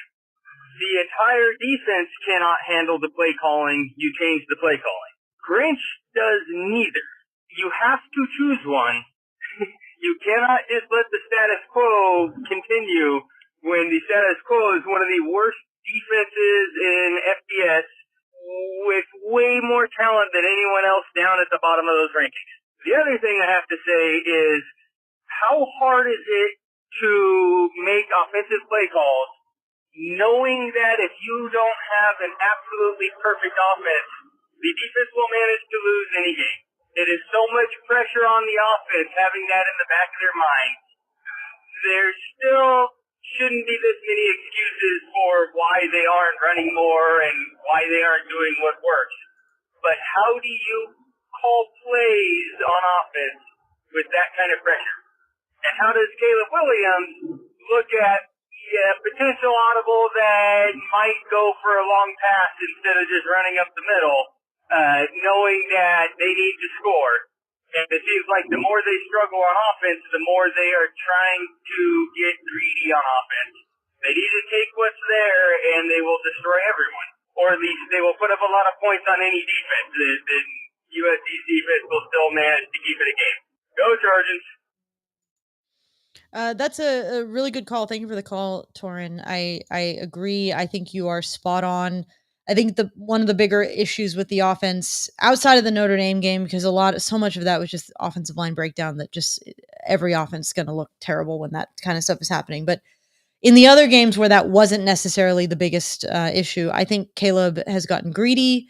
I think a lot of the pre-snap stuff that's really annoying me and a lot of other people looks like, I can't remember who said it. I saw somebody say something about how it looks like they're trying to have the perfect play call for every single play. And it's causing them to be out of sorts because they're just pushing too hard on that front. And yeah, that is a function of having a defense that you cannot rely on. And USC got away with it last year. They're not getting away with it this year. And it does come down to Grinch not getting the most out of his players. And I was hopeful going into the season that with better players that USC would figure it out and make it happen. But the biggest portion of my doubt, which I shared on the show, is that at a certain point last year, if they didn't have the athletes, then the coaching staff needed to prove that they could work with what they had. Mm-hmm. And it was so clear that they couldn't work with what they had that it felt to me like more of a coaching issue than a personnel issue. And I hoped that it was a personnel issue, but it's plainly obvious that that's not what the case was. And so either you are not effectively coaching your players, you are not getting the most out of your players, or you are not putting them in a position where they can succeed. And that's on you as a coach. Yeah, it's a combination of all of those things. Absolutely all of those things. Let's go to a message we got on Discord, which you can join if you're a member of the RoT Squad. All of our bonus content, including our Thursday night Well After Dark episodes, plus access to the Discord for $4.99 a month. You can become a member right here on Discord and join the RoT Squad. In the RoT Squad, in the RoT Squad, Elliot Fred says, can we not say the awesome turnover margin of 2022 plus 21 compared to the poor margin this year -1, best in the country to number 71, is not a major factor this season? It absolutely is. Yes. Huge. It's gigantic. This defense, for all of their faults, would make it easier on themselves and everybody else if they produce the big timely turnover every now and then. And this is why I think the Utah game is so frustrating, because genuinely, I think there's a possibility where if SC wins that game, because if they get a stop on that final drive, I think the tone after that game is drastically different. I think we're talking about, when push came to shove, this team showed heart in the fourth quarter. They got the big turnover when they needed. Kalen Bullock stepped up like the All-American potential guy that he is and made the big play. Maybe I joked about it on Twitter that night, like they need the interception like Chris Richard had against Arizona in 2001 that started the whole Pete Carroll thing. I don't know. Maybe it's that spark. You could look at it and say that, SC responded in the fourth quarter. Maybe this is the juice that gets them to go the through the rest of the stretch of the season and all this stuff. You can lull yourself into all of those things. But it doesn't happen because they gave up a 24-yard scramble or whatever it was to Bryson Barnes on the last drive. They have a crucial penalty from Bear Alexander and all of that. They don't get the excess turnover by forcing another turnover there at the end of the game, but they haven't been forcing a lot of turnovers. They've been turning the ball over more on offense this year with fumbles, crucial fumbles. The Notre Dame game, it's a completely different game if Caleb Williams doesn't have 3 interceptions in the first half, right? I mean, yeah, obviously. It's the combination of those things. Last year, USC played 14 games. They had 5 times they had a 0 or negative turnover margin. This year, USC has played 8 games. They have had 0 or negative 1, 2, 3, 4, 5, 6. 6 times in 8 games, 0 or negative in turnover margin. It's not good. Gotta be better. That it's very. I mean, there are a lot of complex reasons why USC is worse this year. But if I had to boil it down to one thing, that turnover margin is a pretty good way to go. Yeah, it's what changes games, turnovers. There's a reason that coaches talk about not turning the ball over and forcing turnovers because they change games. We got an email from Brad. It says, "Hi, Alicia and Michael. I'm starting to think that Cliff Kingsbury is having a bigger impact on this offense than he should. Lincoln Riley has always had a balanced offensive game plan, yet this year we continuously abandon the run. The only difference between this year's team and last year's is a worse O-line and Cliff Kingsbury. Cliff has always been an air raid guy, so I wonder if he is in Riley's ear promoting the pass. Thanks for all that you do and fight on, Brad." Alicia, we've talked about it, that when it comes to things like the RPOs, that it seems like Caleb Williams is siding with the P over the R. Could it be that the excess work with Cliff is promoting more of a situation where, based on what the pre-snap read is, this can be a P. Yeah, this one can be a P. And maybe before it would have been an R more often than it wasn't. Is that a possibility? I'm not buying it, to be honest. I think the impact of analysts of non-on-field coaches is probably overplayed, specific to like a singular guy like that. I know last year we complained about Caleb not handing the ball off more. That was what was so great about the Notre Dame game, is that they just, against the Notre Dame game last year, is that they just handed it off and ran. It was an issue last year. It was an annoyance last year. The offense, like you've hit on the right answer though there, Brad. Like, the offensive line is worse. Like, that's your answer. We can talk about Cliff Kingsbury, but Kingsbury is to me completely to the side compared to the simple answer of why it's the way it is because the offensive line is worse.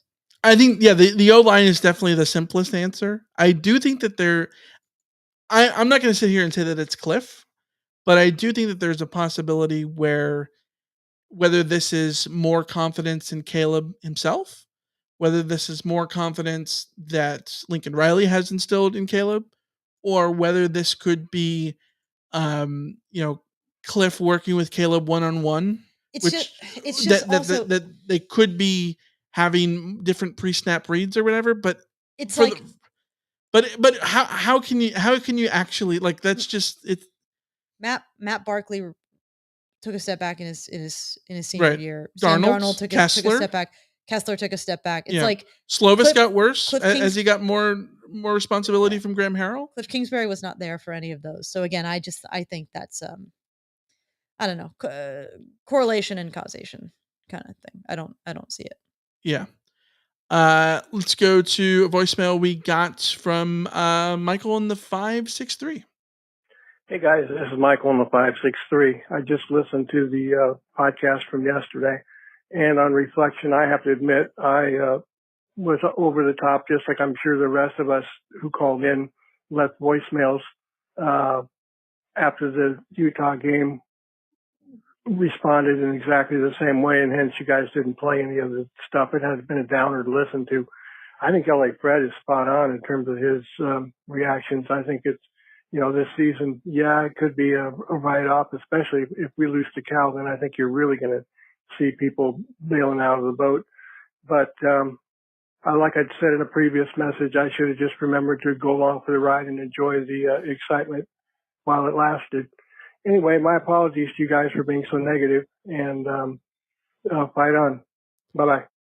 Thanks for the call, Michael, and thanks for all of the calls, by the way. Yeah. Michael absolutely will call 2, 3, 4 times on a Saturday, and we always, I love that. I appreciate it.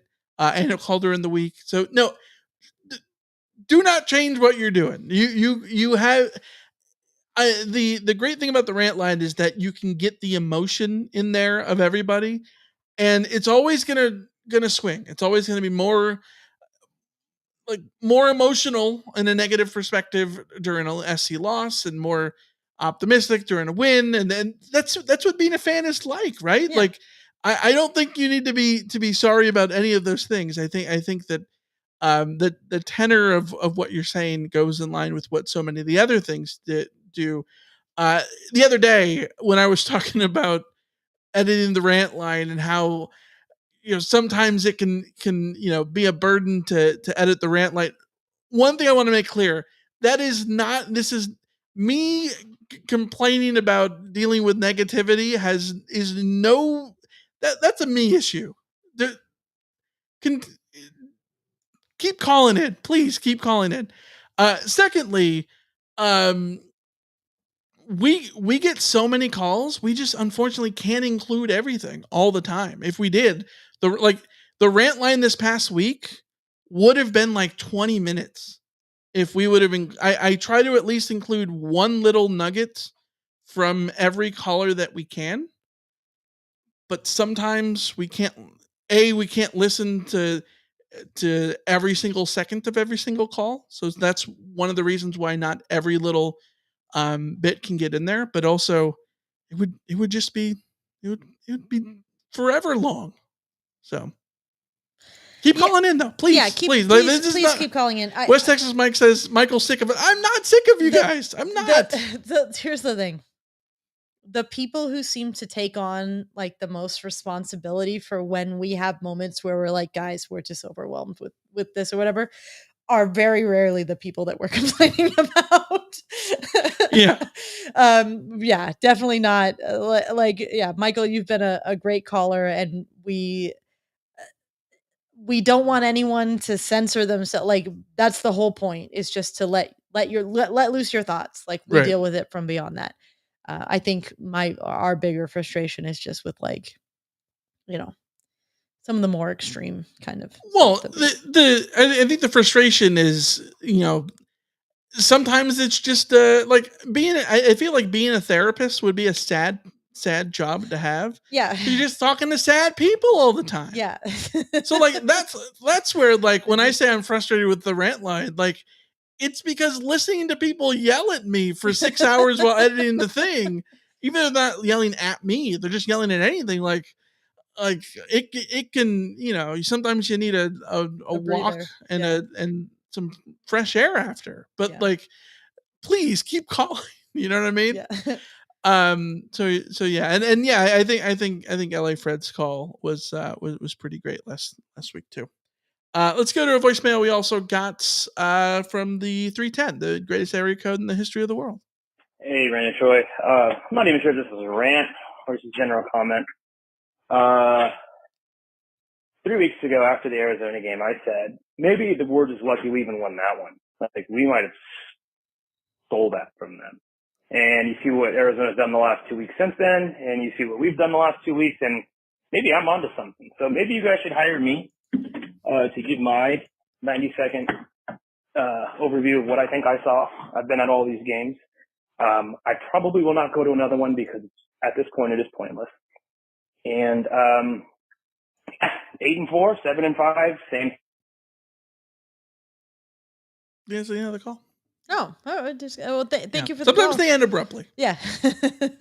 Thank you for the call. 8-4, 7-5 would suck. I disagree. I don't disagree with that. I think a 2012 redux is an absolute bummer, and it should be a bummer. It's a big right? bummer. It very much is a big bummer.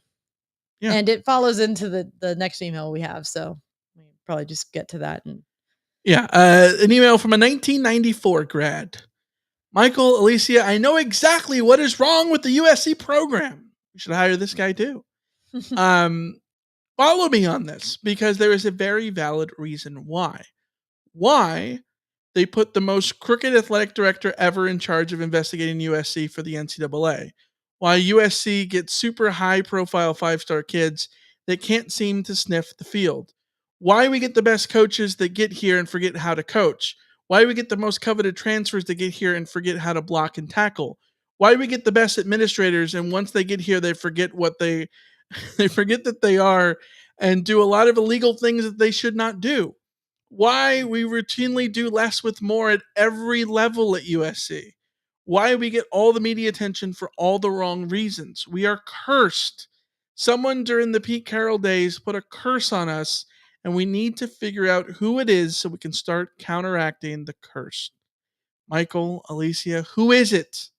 Is it Harbaugh? Is it Paul D? Is it Stoops? I'm going to burn some medical incense and start warding away the evil spirits. 1994 grad. it feels like it sometimes. It feels like USC is cursed sometimes. It feels like USC curses itself sometimes. But I also think this is sort of what comes with the territory of being a blue blood, because see Michigan right now. Texas. Yes. Look at, we talked about this before. Every hire that Texas has made since Mac Brown, in the moment, you sit there and go, damn, that's a good hire. Like, oh, and he's going to work at Texas because they have an unlimited checkbook. Like, he is going to work and all this stuff. And then it all goes to hell. Well, because the fact of the matter is, only one team wins every year. Yeah. And if you aren't Georgia at the moment, or if you weren't Alabama or Clemson, like, chances are you're just fighting for scraps.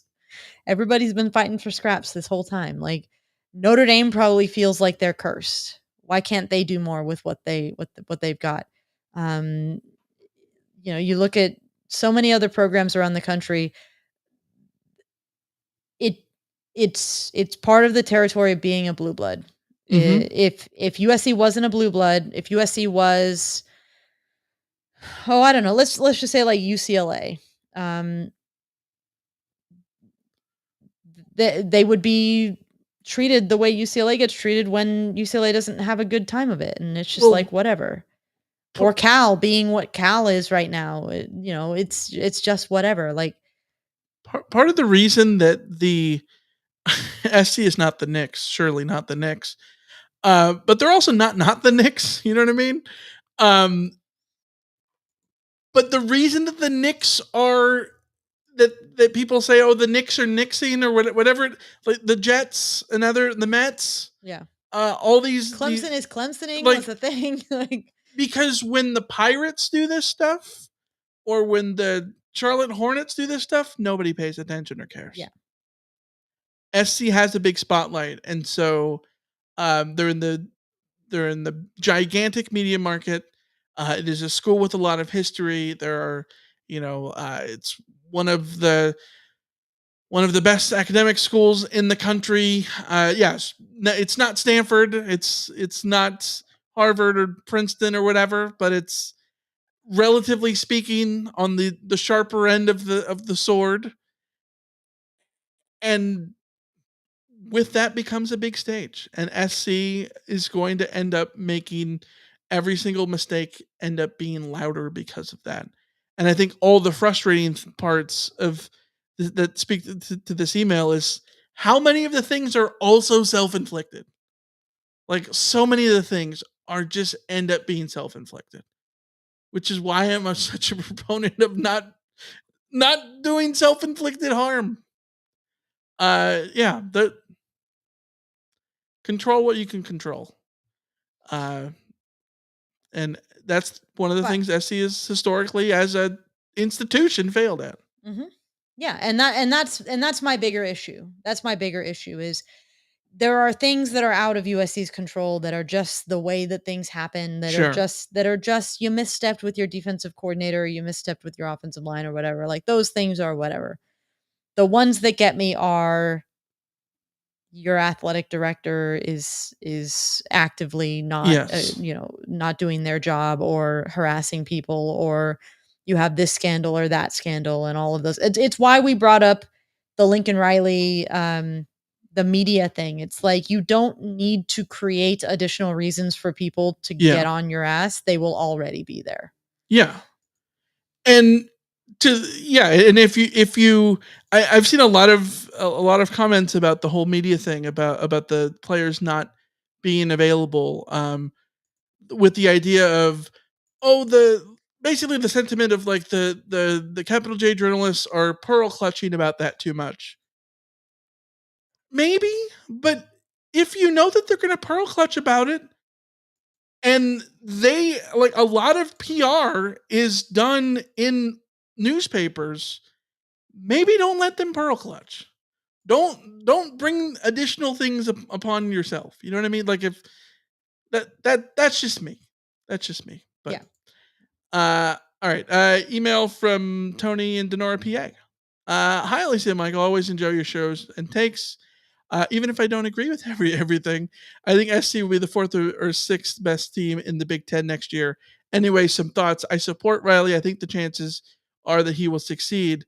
Of course, nothing is guaranteed. His record is the same as Helton at this stage, 17-5. He cannot continue to be arrogant. He needs to admit the team is going in the wrong direction and needs to learn to make changes. See above. He needs a new DC. A third-string former walk-on quarterback looked awesome against us. And at last but not least, how does a former Mountain West team become such a tough, creative team that beats SC consistently and is one of the top, if not the top program in the conference? It is not because they're loaded in 4- and 5-star recruits, right? Anyways, keep up the great work. Look forward to the 5 p.m. episode. Tony. Yeah, it's coaching. I think that Kyle Whittingham needs to get all of the credit in the world for him making Utah a destroyer of everybody. Like they've beaten SC 4 times in a row. But it's not, what is it, 5 times in a row? 4 times. I think it's 4. But it's not just SC. Like they've had multiple beatdowns of Oregon. UCLA cannot win at Rice Eccles to save their life either. Like they just do this. They're a damn good football program. Yeah. They're a damn good football program. The only thing I would caution about that is they're a damn good football program that has had a consistent voice there for 20 years. And that helps. That helps to have an exceptional head coach who runs a very, very strong program, who knows what he's about and who knows what his identity is, and that will carry you a long, long way. And I'm excited to see what Utah does in the Big 12. Because I think there's a power vacuum there, and I would not be surprised if Utah's the one that fills it. Like I think that they have will to be own favorite. the conference from jump. Yeah. Because Kyle Whittingham walks in and I think objectively is the best head coach in that conference, straight up. He's already the best head coach in the Pac-12 right now. By a landslide. Because because he's like Paul in the chat says he's rock solid. Yeah, rock solid. It helps to have a rock solid program that has been rock solid for 10 years now. Yeah. Let's go to the chat. We got a bunch of questions in the chat. We're at the 2-hour mark, so we're going to run through these rapid fire. Thomas in the chat says, do you think we have a chance at the Rose Bowl? I wouldn't hold my breath. What? We are not at the point of saying I wouldn't hold my breath about beating UCLA. Come on. I'm not saying USC is going to absolutely beat. He said Rose Bowl. Oh, in the Rose Bowl. Oh, I thought we were talking about the UCLA game. The SC UCLA games at the Coliseum. Oh my gosh. Okay. I totally misread that. Yeah, the Rose Bowl's a playoff semifinal, right? I think so. So then, yeah. I always forget. No 2-loss team has ever made it to the playoff. And I don't think this is the year it happens, personally. Yeah. Yeah. Let's see. Thomas says, what would happen if they didn't pull through in any of the last games? Like, what do you speculate would happen? Would it be a coaching change? Or do you think they would give Riley 2 more years to try and build the program? I think what happens is what happens normally with coaches. You fire the DC. The first year, this is the typical schedule for things. You want to win by year 3, right?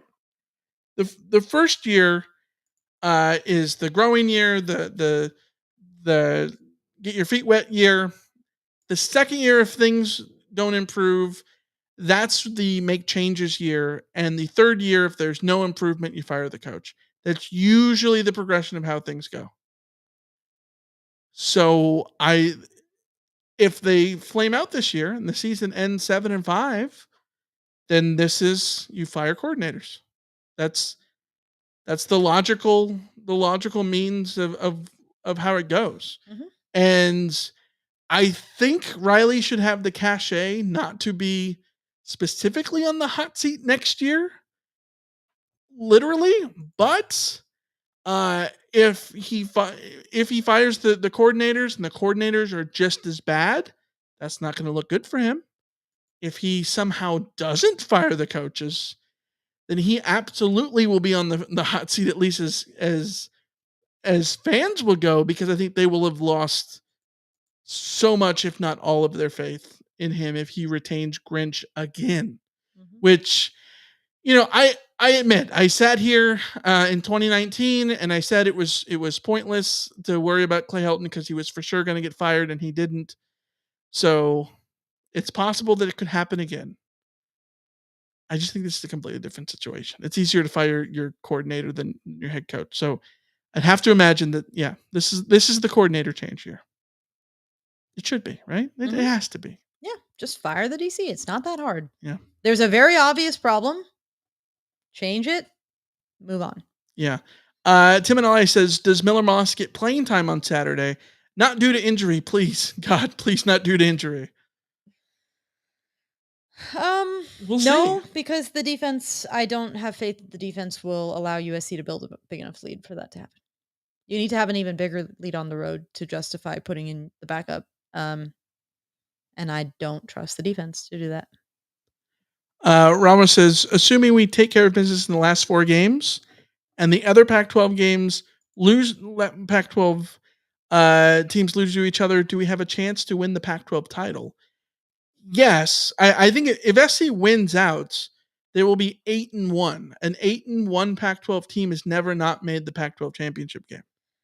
So if SC wins out, the only way that they don't go is if there is a 3-way tie at 8-1 where SC beats. I don't think that tie exists because USC will have beaten Oregon and Washington. Oregon will have 2 losses at that point. Washington, theoretically, 1 loss. It would have to be with Utah.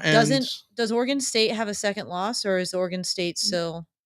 No, they only have 1 loss. So theoretically, is it Utah? But you're right. They can exist because a universe where USC beats Washington and Oregon and UCLA, but because the round robin 8-1 can't happen anymore. Yeah.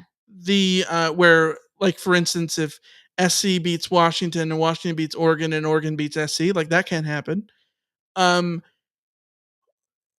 Utah and SC could both finish with one loss, but if they did, it couldn't be a 3-way tie where it would be the round robin because Utah already has another loss. From Oregon State, I guess it could be Oregon State, It's Oregon Utah, State, and Utah, SC. and USC, and then it comes down to weird tiebreakers. And I can't Right. imagine it might be rank. Well, you'd have to go through all the other tiebreakers, and I don't remember what they all record against same opponents. Yeah, either way, does SC have a chance to win the Pac-12 title? Yes, because in that scenario, yes. As it stands now, I wouldn't say so, but in that scenario, yes, because they would be at least in a tie to potentially get there, which means that they would have a chance. A universe where USC, Oregon State, and Utah all go undefeated against Washington and Oregon because all of those teams still have to play Washington and Oregon is wild.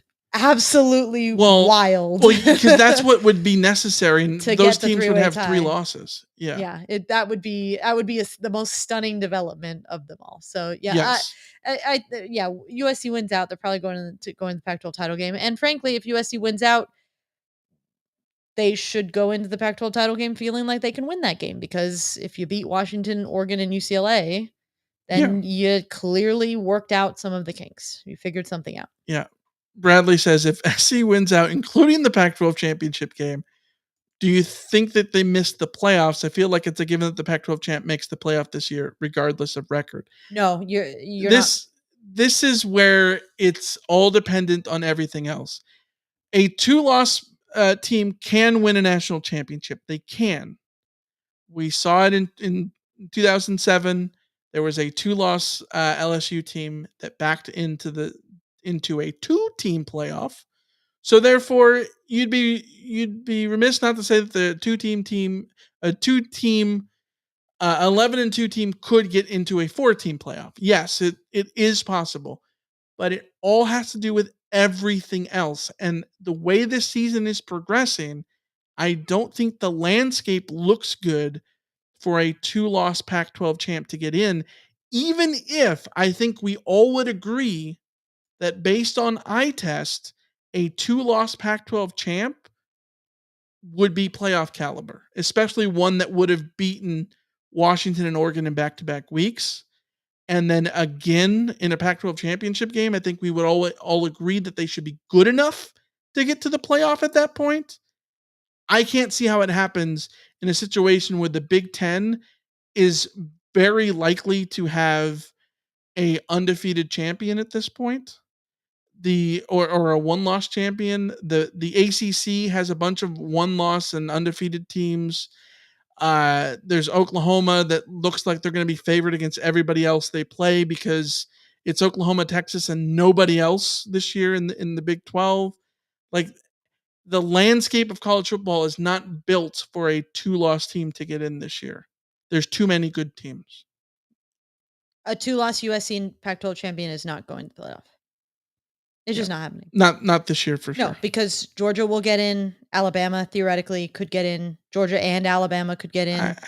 Michigan, Ohio State need to both lose games that we don't expect them to lose. Florida State needs to lose twice with a schedule that I just don't see them losing twice. Oklahoma and Texas need to both lose and then have the you need 2-loss champions for the rest of the season in a final month of the season that isn't set up for all of those conferences to end up with 2-loss champions. And USC has the added hurdle of, I don't think there's anything USC can do for the rest of the season that will convince people that they shouldn't be incredibly skeptical of USC's defense. And that will be reason enough for the playoff committee to not go there. I disagree with that statement. I don't think it's possible. I don't think that realistically, yes, I don't think that the defense is going to convince anybody. Yes, I 1,000% agree with you. But if in a world in which SC did look like the better team against Oregon and Washington, they would get eye test votes. I think there's a world. I don't agree. But again, the landscape doesn't work. So All right. And like you little inside baseball, she's literally messaging me. No need to debate this. Yeah, you're right. You're right. No, it's just this is a 2 hour and 10-minute episode. I know. We have additional questions. Or maybe not. I don't know. That was it. So Okay. all right. It's been 2 hours and 10 minutes, and Jessie is so upset now. She's staring at herself in the mirror. She started whining 30 minutes ago, I know. Michael. She Yeah. wants to go out. Yeah. Yeah. This dog is literally laying in front of the mirror. Like there's a mirrored closet. She's literally laying in front of it with her nose up against the mirror right now. It's, yeah. Her just whole face is just like, this is the mirror, and her face is just like this. She's ready to go. Her rump, though. Yeah. Right there. Her little rump. Little rump. Yeah. So, all right. Let's see if she'll react to this. All right, guys. Until next time, we'll see ya. See ya. See ya. Damn. She's locked in. She is so upset. Oh, now she turned. All right. Well, we'll see you next time. See ya. See ya.